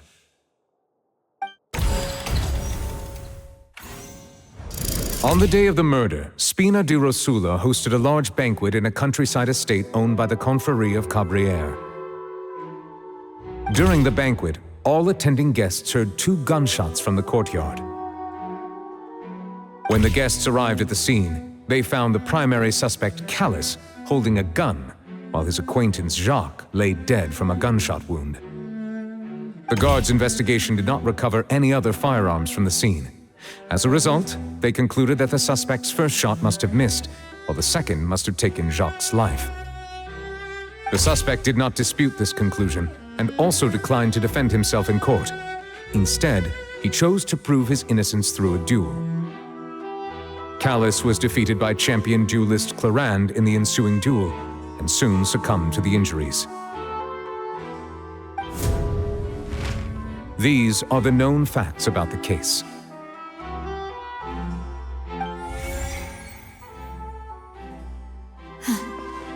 The one with the motive to kill was Jacques, not my father. And even so, Jacques still had no reason to pull the trigger. In truth, the third person shot Jacques first, and was shot in turn by my father when my father seized the gun from him. After that, the true culprit turned the third person into water, erasing all traces of him from the scene. Thank you for the summary, Your Honor. Of course, the guard's conclusion appeared quite sensible to us at the time. However, we should revisit the case now that we've gained new information about the abilities of water from the primordial sea.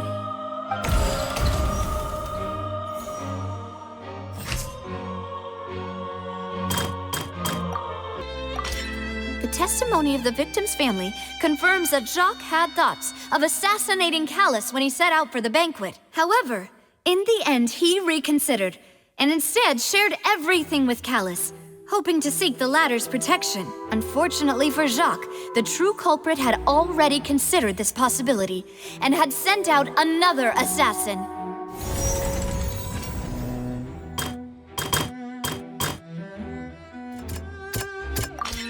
This assassin first shot Jacques, then turned to shoot Callus, only for Callus to wrestle the gun from him and kill him instead.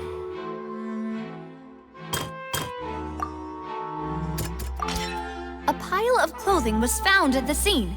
The guards once believed they were used by Jacques as a costume to disguise himself. But now, it is clear that the clothes were proof that there was a third person at the scene, and that they were turned into water after committing the murder. Since it was raining that day, the culprit was confident that they could use the rain to wash away all traces of their dissolved accomplice. Realizing this, the true culprit caused the hired assassin to dissolve into water, leading everyone to believe Callus was responsible for Jacques' murder.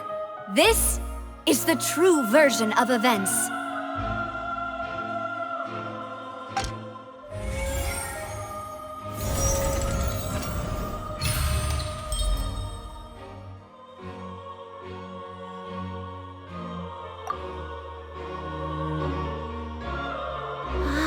That's what happened. Wait, you're telling me something as dangerous as water from the primordial sea has been used for all these years? What a great theory. It also explains Callus's and Jacques' respective motives. I guess they didn't shoot each other after all. Mr. Marcel, you are the one being charged with the crime. You should provide a rebuttal if you wish to prove your innocence. Ah, but I think I agree with everything Navia just said. In fact, there was nothing in her speech that directly implicated me. Then, may I ask some questions? In my opinion, we primarily need to determine two things. One, do you have the evidence to back up your claims? I'm afraid not. At least not at this very moment. Boo! If you don't have any evidence, you should just go home! I may not have the evidence with me, but I know where I could go to collect it. If we look up the deserted clothes against a record of people who went missing around the same time, we should be able to find a match.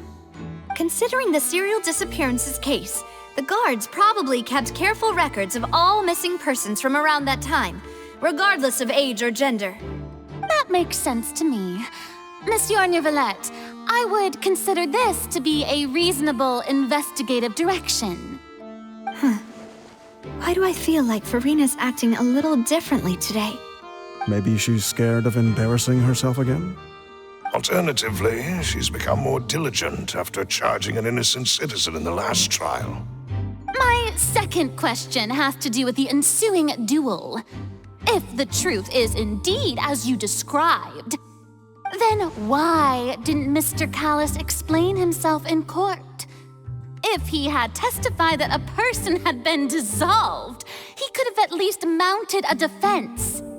I've thought about this too, and the answer is actually pretty simple.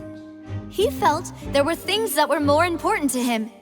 The dissolving power of water from the primordial sea is an important secret for the true culprit of the serial disappearances case. My father could have exposed it for all to see, but he chose to take it to the grave.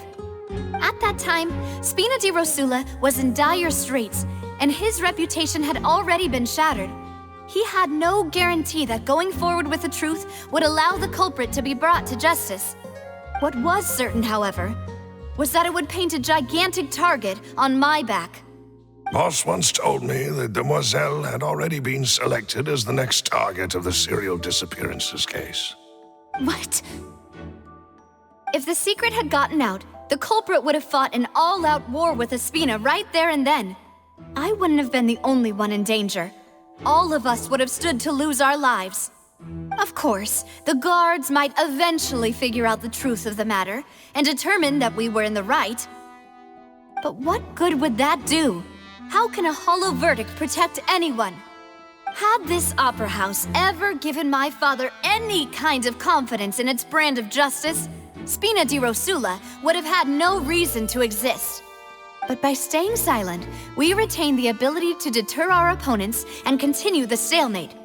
I was able to become Spina di Rosula's president, which made me harder to target, as well as giving me more time to grow and learn.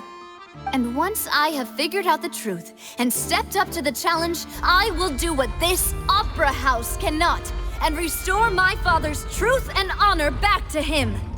So, you mean to say, your father intended to die in the duelist's ring? That's right. Do you have any proof? Of course. All you need is to ask his opponent, Clarand. I don't need your apology, your guilt, or your support from the shadows. You don't have to do anything for my sake. But since he entrusted his will to you, Clarand, you should tell us the truth about his sacrifice. So, during the duel, did you believe that Callis was intending to die? Yes, I did. As a champion duelist, I've fought many battles and taken a countless number of dishonored lives. In my line of work, I've seen all kinds of people give their all for the faintest hope to continue living. Some were determined, others passionate, and some even manic and twisted. Just one look and I can tell if a duelist is hoping to live or if they're looking to die. I hereby swear on my name and honor as a champion duelist that Mr. Callis never intended to leave the ring alive. Since that's your testimony, I have no more questions. It appears there really are good grounds to reopen this case. I concur. However, Miss Navia, you still have not explained the link between your father's case and the serial disappearances case. Right? What she said was fascinating, but kind of beside the point. Wait, weren't they just talking about the serial disappearances case? Of course, Your Honor. The two cases are connected via a matter of timing. In my father's case, the culprit intended to kill both Jacques and Callus. As a result, they planned to act after hearing 2 gunshots. And at the end of Linny's trial, the culprit also only dissolved the victim in front of everyone because they realized they were at risk of being identified.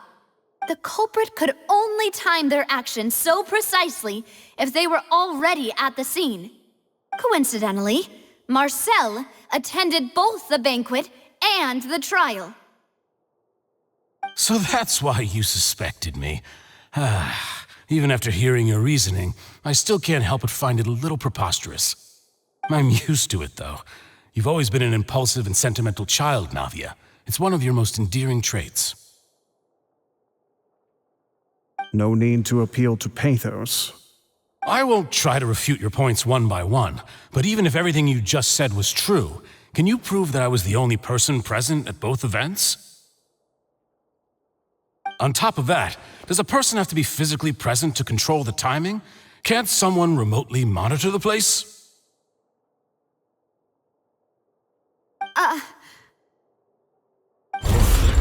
Know what she can say to that. I know that even with that, you might still think you can reduce the list of suspects with some further investigations until I'm the only one left on the list. Alas, who won't feel at least a little hurt by an accusation of murder from a girl you see as your own daughter? But if I were to dismiss this completely, you'd also think I'm not being considerate of your feelings. Ah well, let Uncle Marcel teach you another lesson. Do you know what the biggest flaw in your reasoning is? I suppose you're gonna tell me anyways. It's timing again. I'm a businessman by trade. From that standpoint, there's no reason for me to kidnap young women. It's a high-risk action with nothing to gain. In addition, I left my home in Snezhnaya when I was young to come to Poisson and work in some trade. My business only thrived when I received Callus's patronage. But the disappearances began before I ever stepped foot in Fontaine. I do apologize, Demoiselle. This was my mistake. No, it's not your fault. I'm sure he had come prepared. Is there anything else you'd like to say? Would you like to check the date of my first business license against the first known case of the serial disappearances? You can also take a look at my border entry records, or ask my friends and family when I left Snezhnaya for the first time. Could those records and testimonies do something to appease the unspeakable anguish in your heart? Seems like she got the wrong guy. At this rate, Navia will be convicted for falsely accusing him. I think you've done a superb job of dissecting your father's feelings as he neared the end of his life. But aren't you going against all of his wishes and expectations right now? He wished for you to become more rational, collected, and conscientious, instead of dwelling only on your own feelings. Once you've learned to be more considerate of others' feelings and to stop rushing headlong into things, you'd have met most of his expectations. This isn't just about me, and it never has been. The biggest difference between me and the rest of the victims is that I still have the ability to search for the truth, while that same agency has long been taken from them. The people whose families were destroyed by synth abuse, the people who lost their loved ones to the serial disappearances, and the people who suffered tragic ends due to their sense of justice. Many people's images are flashing before my eyes. I'm sure some are coming to those of you in the audience as well. And whose image do you see, Marcel? Is it a man named Vacher? Oh, so you do know that name. I'm merely surprised you'd suddenly say the name of someone I've never even heard of. I was waiting for you to say that.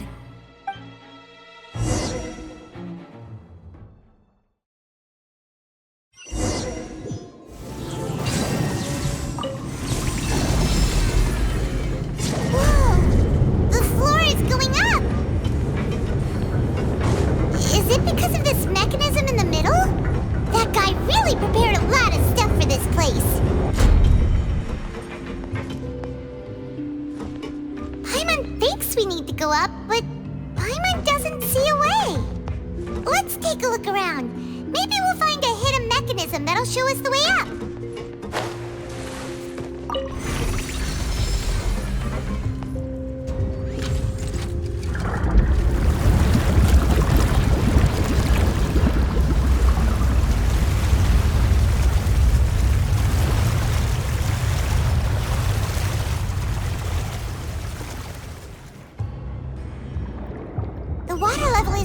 amazing! Now we can swim to the top! But this is still a ways away from where we need to go. Whew. After all that, we finally made it to the innermost sanctum. Though, as expected, the mastermind isn't here. That's right. Then let's hurry up and find some evidence so we can get back to the Opera House and help Navia.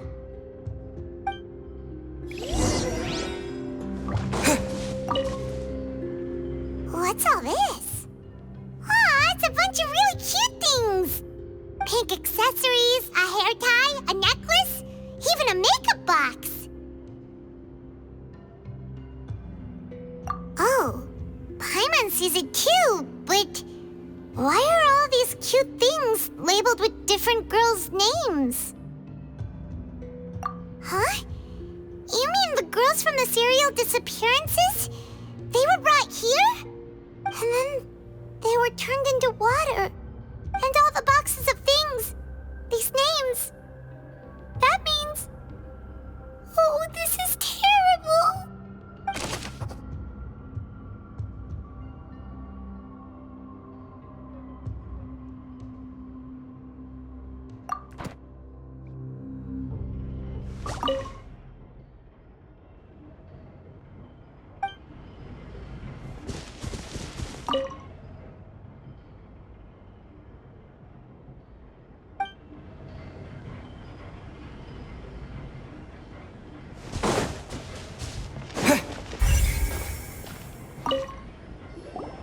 What's this over here?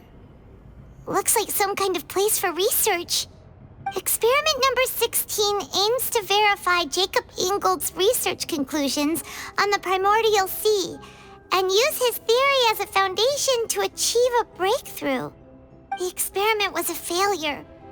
No individual managed to resurface from the water from the primordial sea. Female specimens 22, 23, and 24 were dissolved.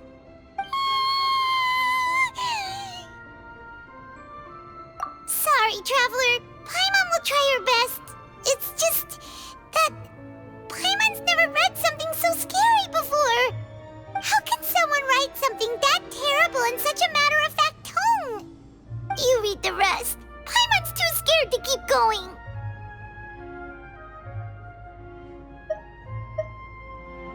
So that's why he did all of these experiments. Wait, did he really think he'd be able to find a way just by dissolving people over and over? That's just insane! Huh?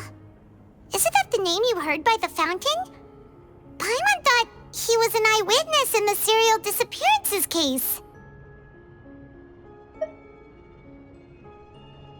Ah. You mean Vache is the one who did all of these... experiments?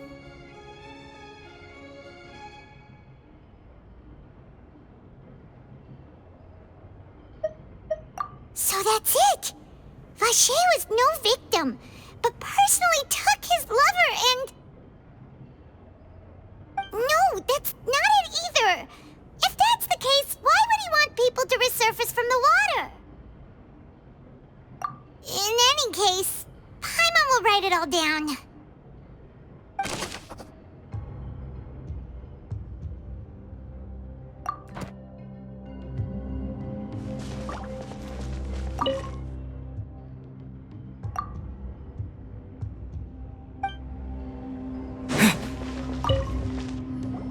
Whoa!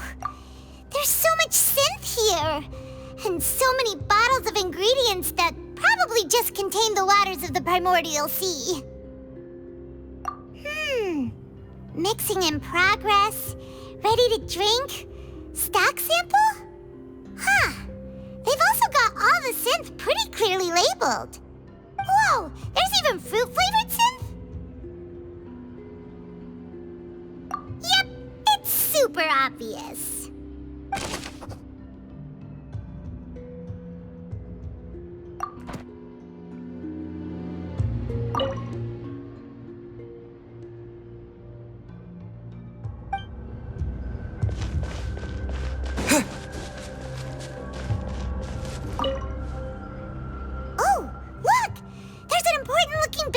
over here, and it's full of water.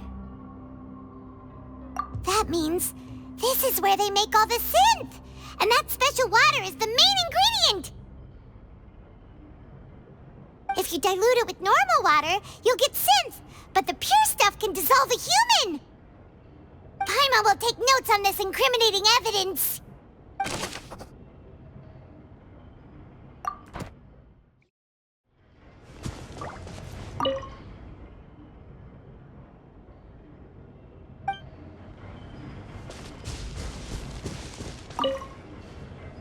Let's see what's written here. Nothing escapes Detective Paimon's eyes.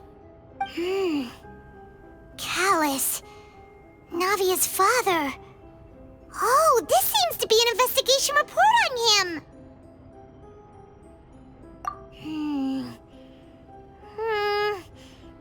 Yep, it's about finding someone to assassinate Jacques and Callus because of a lack of confidence that Jacques himself would go through with it. This should prove the existence of the third person, right?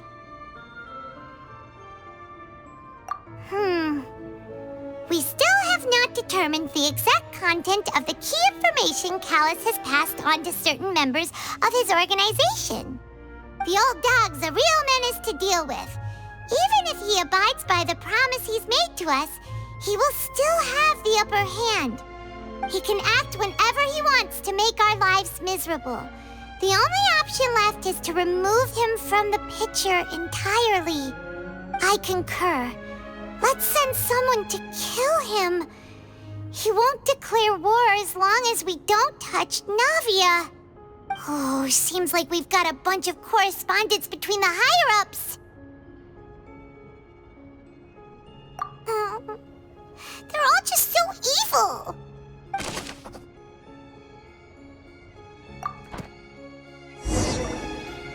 We've looked at almost everything here, and it seems like our theories were spot on, but... yeah, we haven't found anything that reveals his true identity. No wonder even Neuvillette wasn't able to find anything. Whoever it is probably destroyed everything to do with that name a long time ago. That way, even if we bring all this back to the opera, we won't be able to identify the true culprit. Sure thing.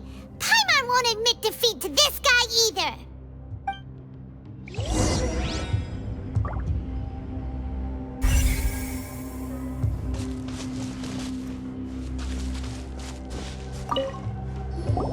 You take that side and Paimon will take this side. Check everything carefully. We'll find something for sure.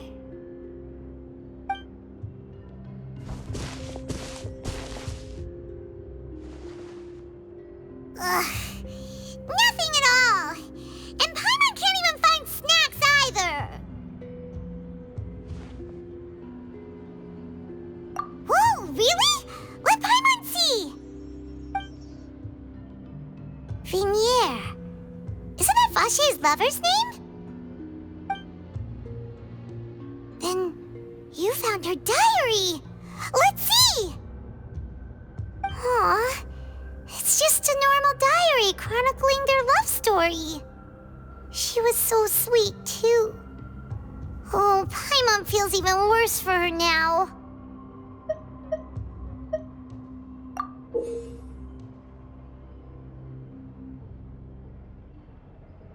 So many! A whole page's worth! But they're all crossed out. Was she unhappy with all of them? The final name she decided on was... Marcel. Wait, but Marcel's pretty old. Has this case been going on for so long that he's Vache and Vinier's grown son?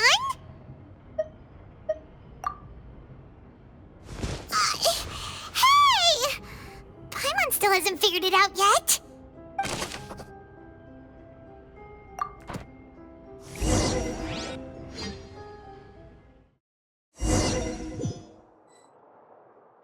And whose image do you see, Marcel? Is it a man named Vache? Huh. Oh, so you do know that name.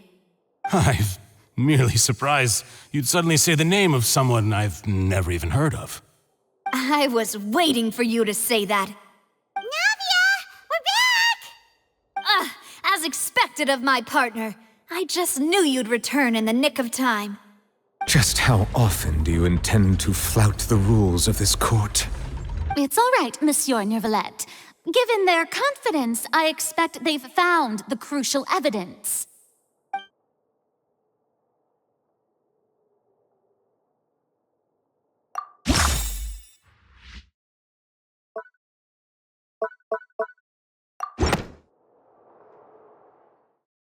But the truth of it, Marcel, is that you've always been Vacher.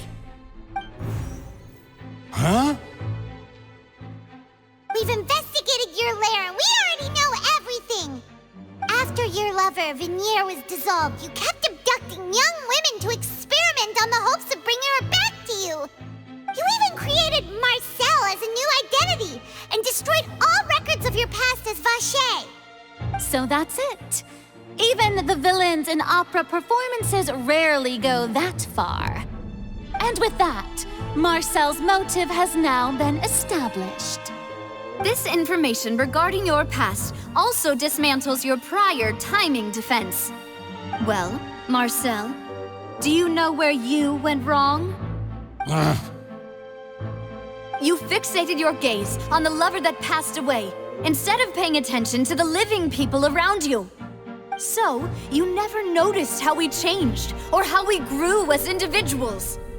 You also never understood Boss's real expectations for his daughter. Or our determination to see things through. Your determination.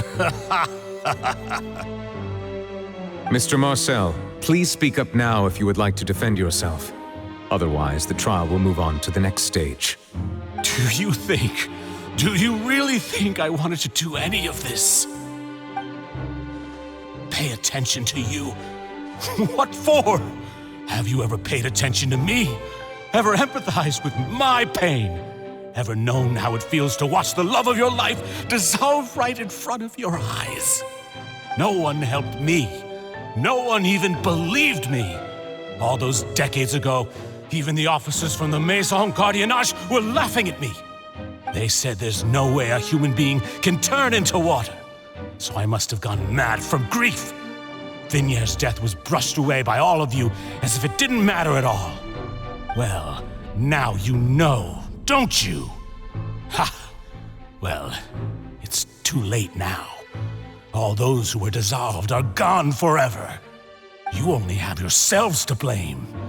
You set up this ornate opera house in pursuit of your so-called justice, your beloved drama, while turning a blind eye to the suffering of the people. Venier is dead. We promised each other that we would always be together. Wherever she goes, I will follow. But I'm not from this blasted place, so I can't be dissolved, no matter what I do. Hey, is that water from the primordial sea that he's drinking? I can't dissolve! Can't dissolve! Can't dissolve! Do you all see? I can't go, I can't follow. So if I can't go where she is, what choice do I have but to try to bring her back? I did all of that, and in the end, that accursed Callus still got the better of me. I spent my entire life living on pins and needles, only to get stabbed by his idiot daughter at the very end. The suspect is exhibiting signs of mental distress. Guards, please restrain him. Don't touch me! Don't anybody come near me! I still need to save Venier. I promise. We made a promise. Venier. Venier! Please, Venier. Don't think badly of me. All I want to do is fulfill our promise. At this point, the verdict of this trial is clear. With Mr. Marcel's conviction, the charges against Mr. Tartaglia no longer have any basis. Fine by me. I was in a bad mood, but after a show like that, I'm actually feeling pretty good. Traveler, please submit all the evidence you have collected to the guards, so that I might review and summarize the truth behind the serial disappearances case. The man now known as Marcel was originally named Vacher and worked as an adventurer with his partner and lover Vignier. During an underwater expedition, Vignier accidentally came into contact with water from the primordial sea and was dissolved in front of Vacher as a result. Vacher learned of the primordial water's existence through the work of others and began to kidnap young women for research, with the goal of discovering a method to restore Vignier back to life. To cover his tracks, he invented the new alias of Marcel and began to operate a business in Poisson.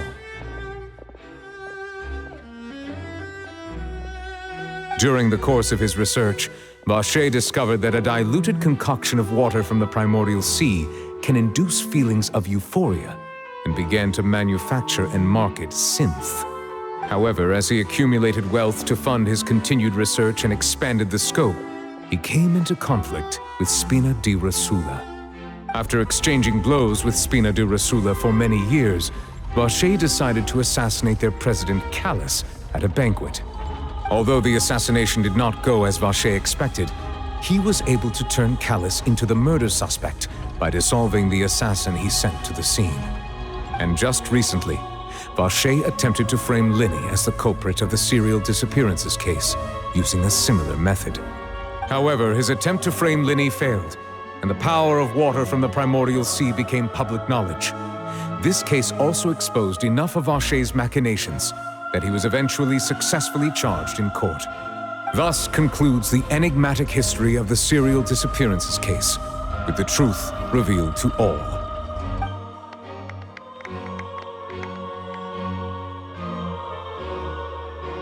The Oratrice will now deliver the final verdict regarding the charges against Mr. Vacher.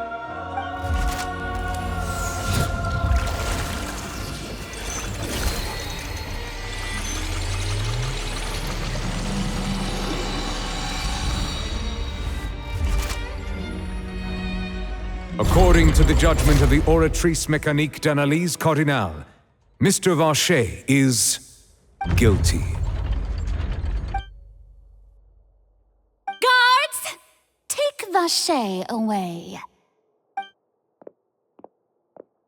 Good. It's what he deserves. With that, the serial disappearances case is over now. We really just witnessed history. Who would have thought the true culprit would be such a polite and well-spoken guy? Yippee! We helped Navia bring the bad guy to justice! He's hurt so many innocent people and now he's finally getting what he deserves! Huh? Are you okay? Demoiselle, you were absolutely brilliant. The day our late boss had always hoped for has finally come. You can rest easy now, knowing justice has been served. Yeah. It's finally over. It's all thanks to you guys. And my partner. See, Papa? Spina di Rosula's still doing well with me at the helm. Well now, hasn't this been a most delicious piece of drama? The villain has been caught, justice has been served, past wrongs have been righted, and it's a big ol' happy ending. Since it's been such a great show, I'll just let the false accusations against me slide. Either way, I've still got some business to attend to, so if you'll excuse me... Please wait just one moment, Mr. Tartaglia. What now? None of this has anything to do with me. According to court protocol, since this trial was initiated due to a charge against you, a verdict must also be made regarding the initial charge before the trial can conclude. Oh, come on. Is this really necessary? Haven't you already caught the real criminal? Isn't it time for side characters like me to exit stage left? Please respect the laws of Fontaine. This has always been the rule. All right, but this sure is a lot of hassle. All I need to do is stand over there, right? Let's just get this over with. Through evidence presented in the public trial that was just held, It has been established that Mr. Tartaglia has no direct connection to the serial disappearances case. The guilty party has been identified, and thus it is logical to suppose Mr. Tartaglia is innocent of the charges. We now turn to the Oratrice Mécanique d'Analyse Cardinale to render the final verdict on the charges.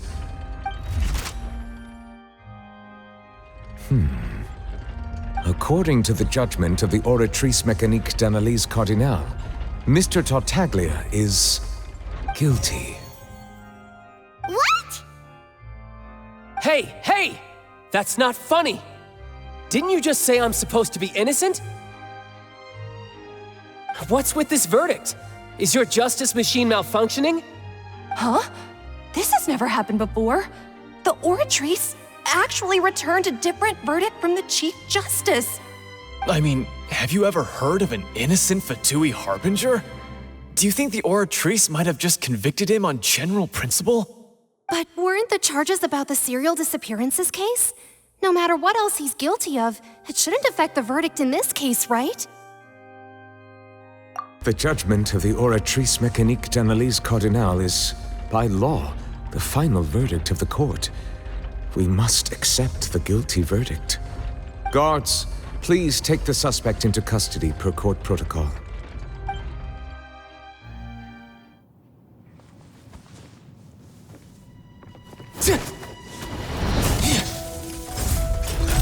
So this is how justice is done in Fontaine. What a joke. You've got your rules. Well, I've got mine too!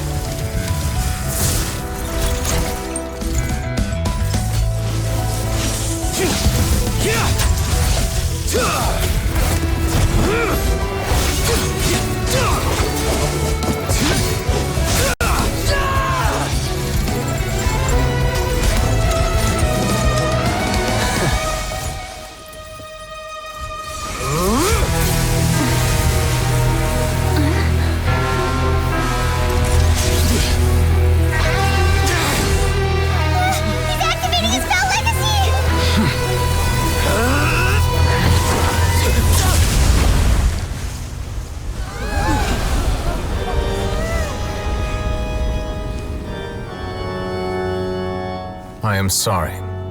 If you have been wronged, we will find the truth. But the rules of the court must be upheld.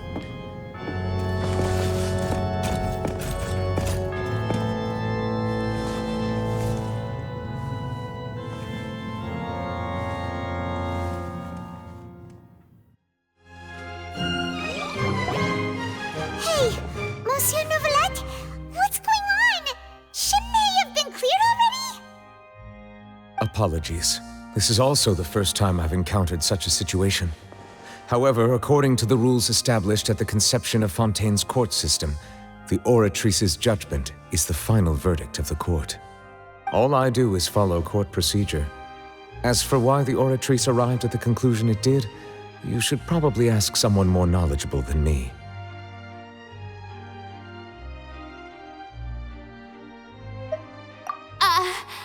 Why are you looking at me? I had nothing to do with it! I don't know what happened there either! Hey, stop staring at me! What does Lady Verena mean by that?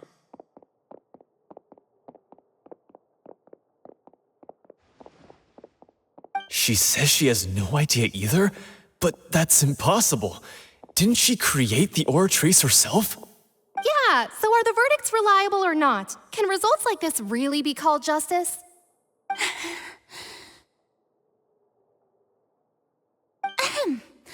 My dearest citizens, did you really think we'd allow an incorrect verdict to be handed out in this court? Did you really believe that the judgment could be mistaken or be the result of some sort of random mishap? Don't tell me you thought even I had been blindsided by the Oratrice's result. But the way she looked just now, it was pretty obvious she had no idea what was going on. However, given the state of things, I shall give you an explanation. Everything that just took place, including my supposed shock and bafflement, was a part of an elaborate performance, with every action meant to stir up drama and excitement. And, of course, for every performance, there is a script.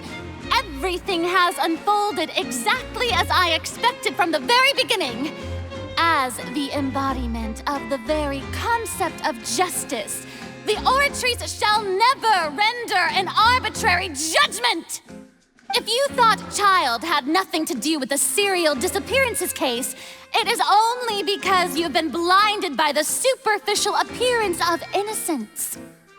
Everything he's done, not to mention the danger he poses, are beyond ordinary comprehension and completely unforgivable! All shall be revealed in time. You will come to understand my noble intentions, as well as the absolute correctness of the Oratrice's verdict.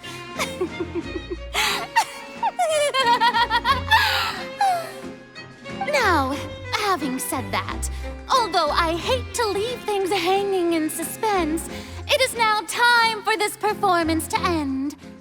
As the lead actress, I shall be the first to take my leave. Toodaloo! So she chose to make her escape after all, did she? So you're saying we shouldn't put much stock into what she just said? She probably just put on that performance to save face. As for the truth, it's unlikely that she actually has any idea. However, please be assured that I will continue to investigate this case in a personal capacity. Just as I promised, if the judgment has been incorrect, we will do our utmost to clear his name. All right. Even though we feel pretty badly for him, we'll take your word for it for now. After all, he's done plenty of bad stuff, so he should have known he'd go to prison someday, right?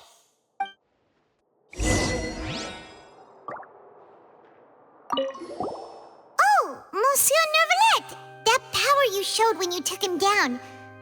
Who are you really? I'm the Chief Justice of Fontaine, of course.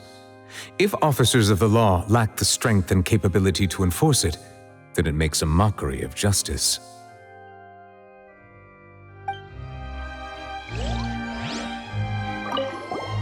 Oh, Monsieur Nervalet!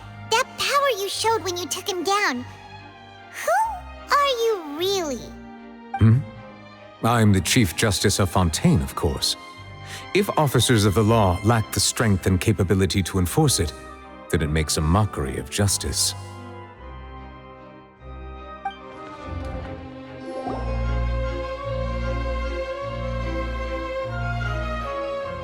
Hey, what are you doing? Quick, stop him! Traveler! Hey! Traveler! Marcel! What are you doing over here? Stop resisting arrest! Cease, or we'll add another charge to the list. No, wait! I just want to ask the Traveler something. I'm not looking to run away. Please, just let me ask this one small thing. Go on. Thank you. I was being led away when I finally realized something. Where did you first hear the name Vacher? I erased all records of that name. So, unless...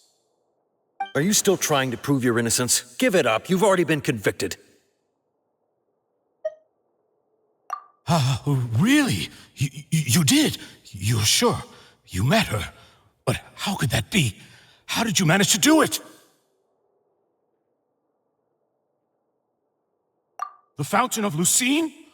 Then she's been so close to me all along. And I just never... Please give me a chance to talk to her again. Just let the Traveler take me to the fountain to see her one last time. This is the last request I'll ever make in my life. You can do whatever you want to me afterwards. I don't care. What? Give an inch and you want to take a mile? Do you think serial killers get to make requests like that? Paimon agrees. Why should we give him what he wants when he's only done a ton of super terrible things? This request, is it worth as much to you as your life? Of course! Wait, no. It's worth even more than my life. Humans. Will they betray the instinct to live just to satisfy spiritual needs? Very well.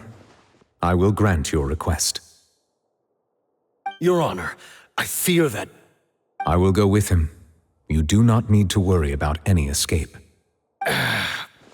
In that case, I shall leave him in your most capable hands, Chief Justice. Thank you. Thank you, Your Honor.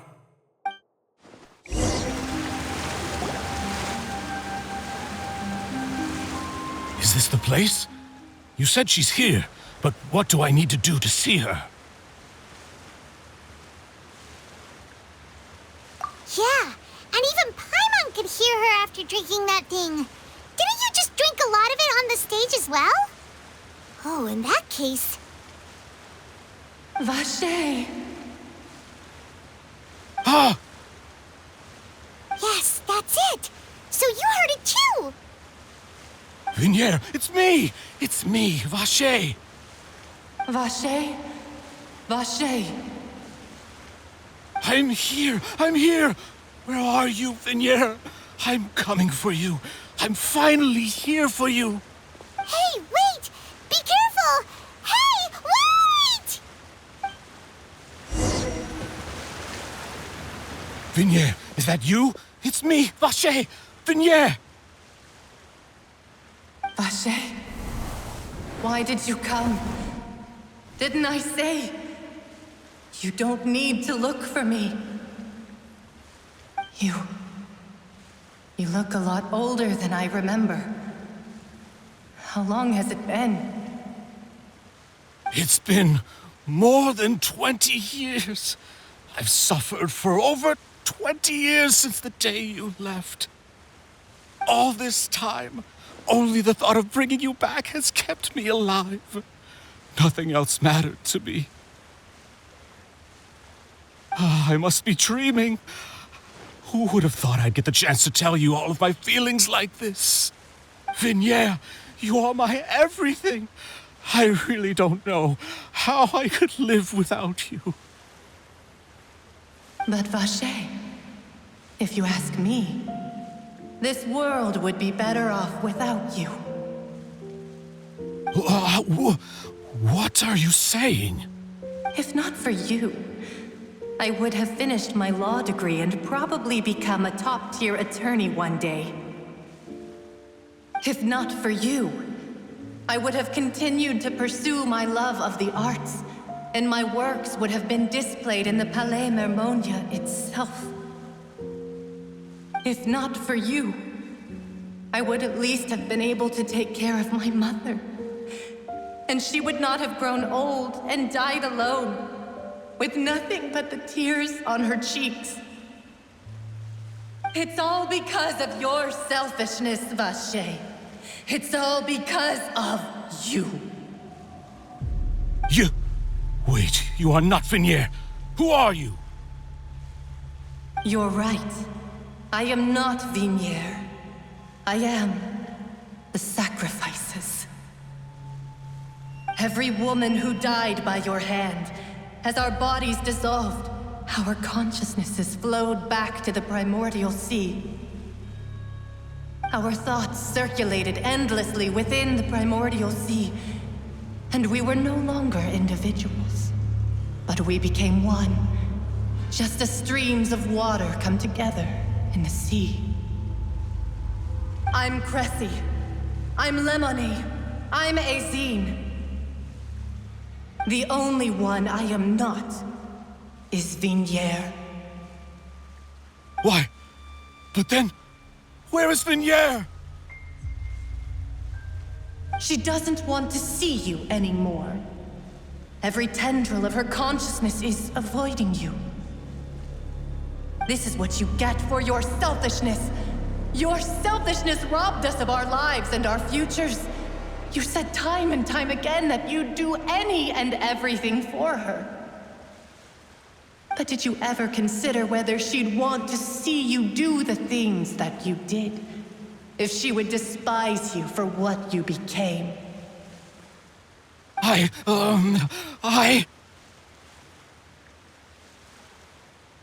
You are a liar, a heartless murderer, and a cowardly narcissist. The only thing you are not is Vigniere's beloved.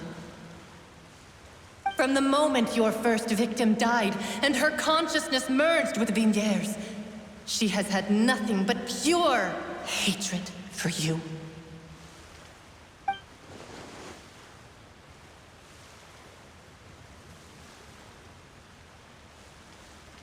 No! Vidier! She can't hate me. Let me see her, please. Have mercy. You still don't understand. When I said don't look for me, that came from the real Vigniere. She really doesn't want to see you anymore. But on top of that, she also said that because it's her final drop of pity for you.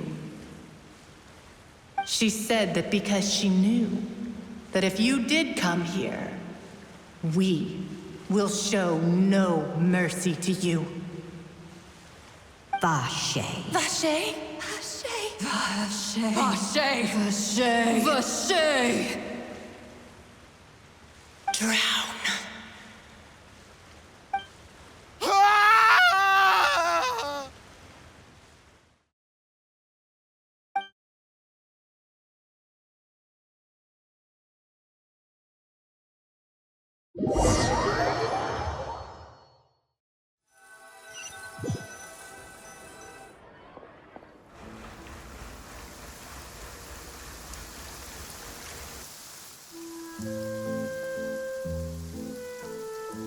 Finally, we have some time to do shopping. Gosh, it's really been a long time since we've been able to relax.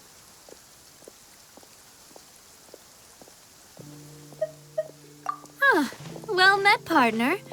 I knew something great was going to happen when I woke up in such a good mood today. Even this weather can't put a damper on the demoiselle's mood. It's a pleasure to see you both again. Oh, hey, Navia! It's been a few days. Paimon's already started to miss you. Oh, now that I believe. I'm easy to work with and always bring home the bacon. Who wouldn't treasure having a partner like me? Sounds like you're really enjoying life these days, Navia. What have you been busy with since the trial? It's just been one thing after the other. I've been making non-stop trips between Poisson and the courts in Sen. Everyone from Spina di Rosula organized a memorial for my father. We never held a memorial when he first died, since everyone knew that even if we held one back then, no one was going to come. This time, though, everyone in Poisson, and even many people from the court, all attended. So his name's definitely been cleared now. That's what we like to hear. It's been the dearest wish of Demoiselle all along.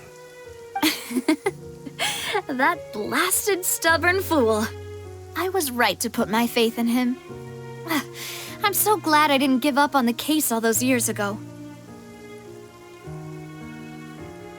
Oh, by the way, I ran into Charlotte just after I left the memorial service. Well, maybe it'd be more accurate to say I knew she would be there, and there was no way she'd just let me go. Huh? So you know Charlotte too? The Charlotte? Journalist from the Steambird? Yeah, way back when I first became the president of the Spina di Rosula, she was all over me. Wouldn't take no for an answer.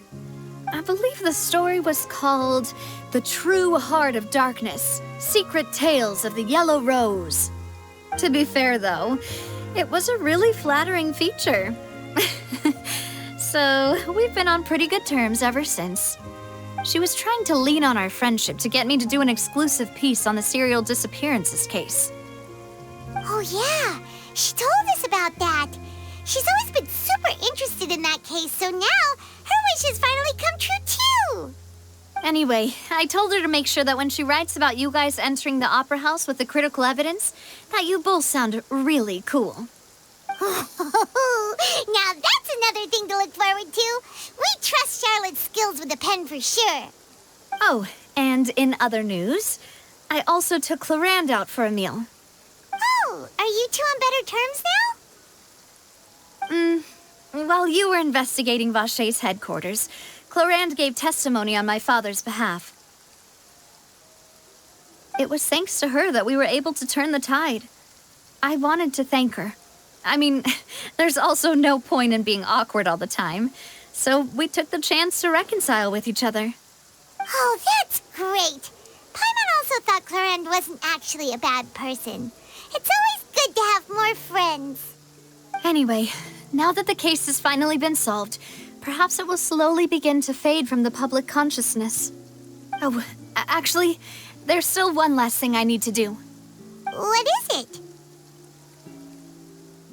I should pay a visit to my father's grave and tell him the truth of what happened, as well as how it all ended. And on top of that, just how much people still look up to him to this day. That includes me, too. Miss Navia. Indeed. We want to go too. We also think Callus is a really admirable person. Sure thing. I'd like you two to share the moment with me. After all, without you, there might not have been such a positive ending. And in that case, everyone, let's be off. Considering the recent weather, we'll be lucky if we can reach Poisson before dark. Yeah, you're right. It's been raining non-stop for a few days now.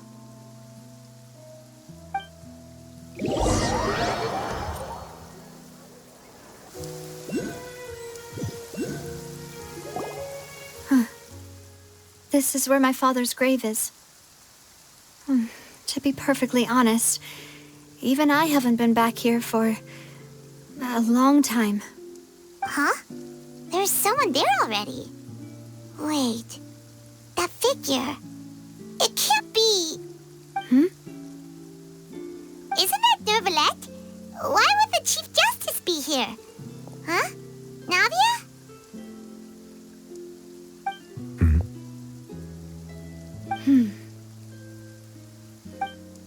My apologies.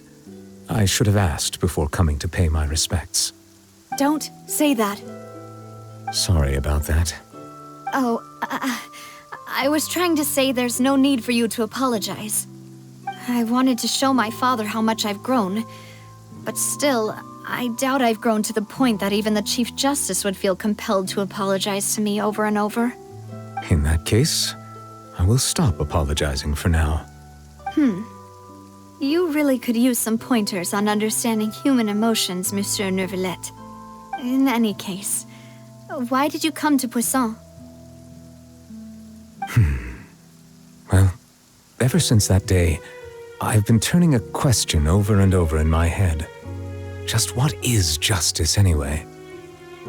There was once a time when I didn't want to believe that there could be anything more important to humans than life itself. Oh, rather than that, it's probably more truthful to say I didn't believe humans were capable of resisting the most basic instinct of living things. That they could rebel against their own nature, or consider certain things to be more important than their own lives. Which is also why I didn't stop your father from beginning that fateful duel. I believed that a truly innocent man would never throw away his life like that. That there was nothing, should have been nothing more important than one's own continued survival. But Mr. Callus proved me utterly and decisively wrong. If not for his sacrifice, the serial disappearances case would have remained unsolved to this day. Mr. Callus made the choice he did for his daughter, for his associates, and for many people completely unrelated to him. And in the end, from a certain perspective, one could say that he did it all for the sake of justice. A justice that's higher than life itself. So, you asked me why I came here. I just wanted to say my apologies to Mr. Callus in person. I should have noticed all of this much sooner. This regret has filled me with a sadness that has haunted me for days. That high and mighty chair in the Opera Epiclese indeed insulates one from many important things. Spina di Rosula, thank you so much for your hard work and perseverance. I'm sorry for being mad at you before. So, you're actually one of those types that's cold on the outside, but pretty thoughtful on the inside, huh? That reminds me of Silver, one of my guys. Sorry about that. Self-expression is not one of my strong suits. Didn't I just say you don't need to apologize? Ah, so Navia and Neuvillette seem to have made their peace as well. Let's not disturb them for now. We can wait till after they're done.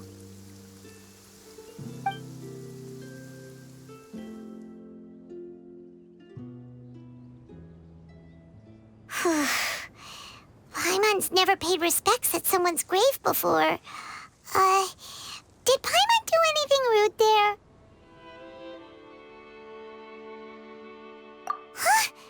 Oh, Paimon didn't know that was a thing. But Paimon doesn't know what she would do if she can't fly. Oh no. Paimon hopes Miss Navia won't be too mad. Anyway, Neuvillette is still standing around there. It's not often that we can catch him alone like this, so why don't we go talk to him for a bit? If we can't talk to Lady Farina, we can at least talk to him, right?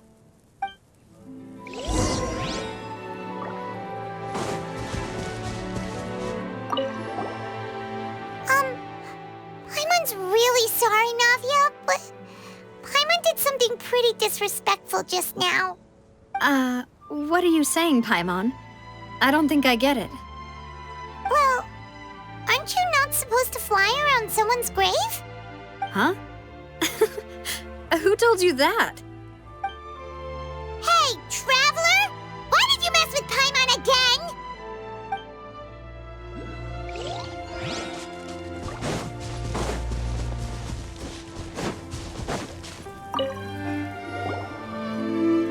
Oh, it's you two. Did Miss Navia invite you to come pay your respects to her father? Mm-hmm. We ran into Navia on the streets today, so we just followed her here. I see. Then is there something that I can help you with? Well, it's pretty hard to run into you like this since you're usually super busy. So we figured we could try to ask you a few questions, if that's okay. Please feel free. Though outsiders, you helped us solve one of the greatest mysteries in Fontaine, and it would be my pleasure to return the favor.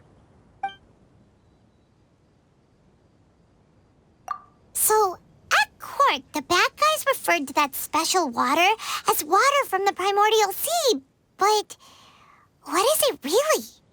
Truthfully, that name is already quite accurate. I can only surmise that Vacher and his ilk only learned of its nature and existence after extensive research. There used to be a special sea on the surface of this planet. The nature of its seawater was rather different from that of the sea we know today. Most of Tevat's life forms were first born in that special sea. You could say it nurtured much of the life on this planet. Huh. So it really was where everything began. It makes sense to call it primordial then. But today, the primordial sea no longer exists on the planet's surface. What Vacher discovered must have been some kind of special case, or a remnant from a truly ancient age. Huh. So that's how it is. Oh, you really know everything, Monsieur Neuvillette. But if that's the case, then why would people, at least people from Fontaine, dissolve in that kind of water? Indeed. Why would the primordial sea, which was known to engender and nurture life, suddenly reverse itself and devour life instead? To be frank, that also doesn't match my understanding of this world and its laws. There must still be some unknown secrets around the people of this land. Is there anything else you'd like to ask me about?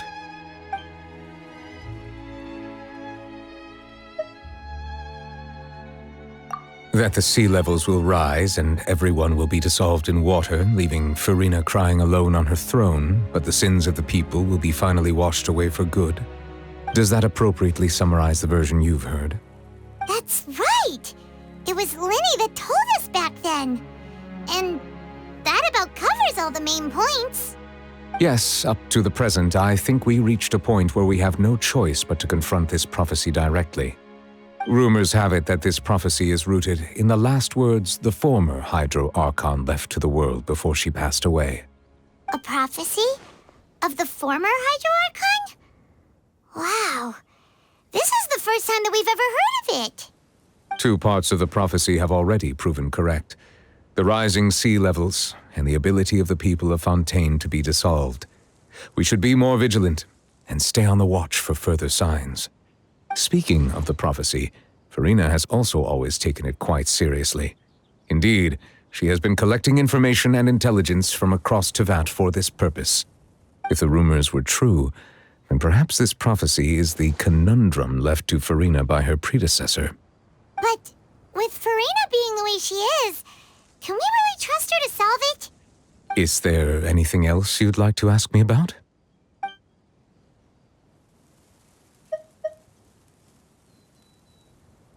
My apologies. My investigation has still not reached its conclusion. However, I still believe the judgment of the Oratrice was not rendered arbitrarily. Huh? But you also said you thought he was innocent.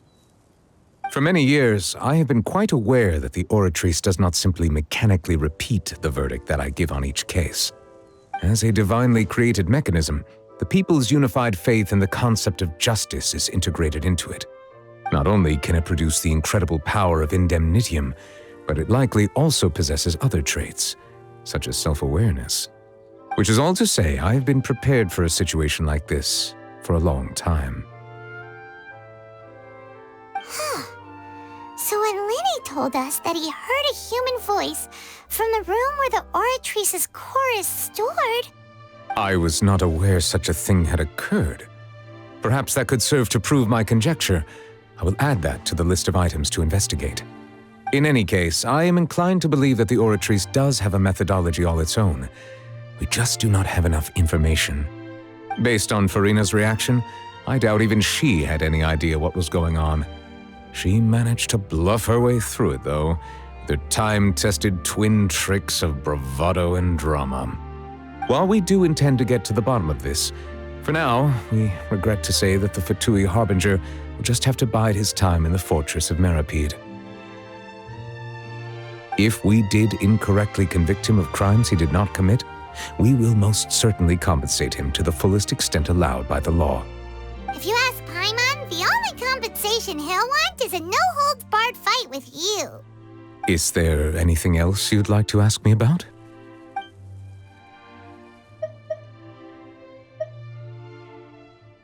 Your sibling, another blonde-haired traveler. I'm sorry, but I've never seen anyone who matches that description. If she ever stepped foot in Fontaine, I'm sure she followed our laws to the letter and had no reason to appear on the stage of the opera Epiclese. Is there anything else you'd like to ask me about?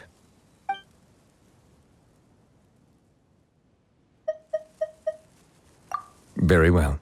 It was my honor to provide you with what answers I could. I very much enjoyed conversing with you. It will soon be time for me to leave this blissful tranquility behind and return to Palais Memornia. You really are super busy, Monsieur Neuvillette. Paimon thought you only came here to pay your respects today because you had the day off. Crime and villainy do not have the day off, and so justice must work around the clock as well. This is merely the nature of a justice's work. All right, you've got a point. Huh? Paimon just noticed that the rain has stopped.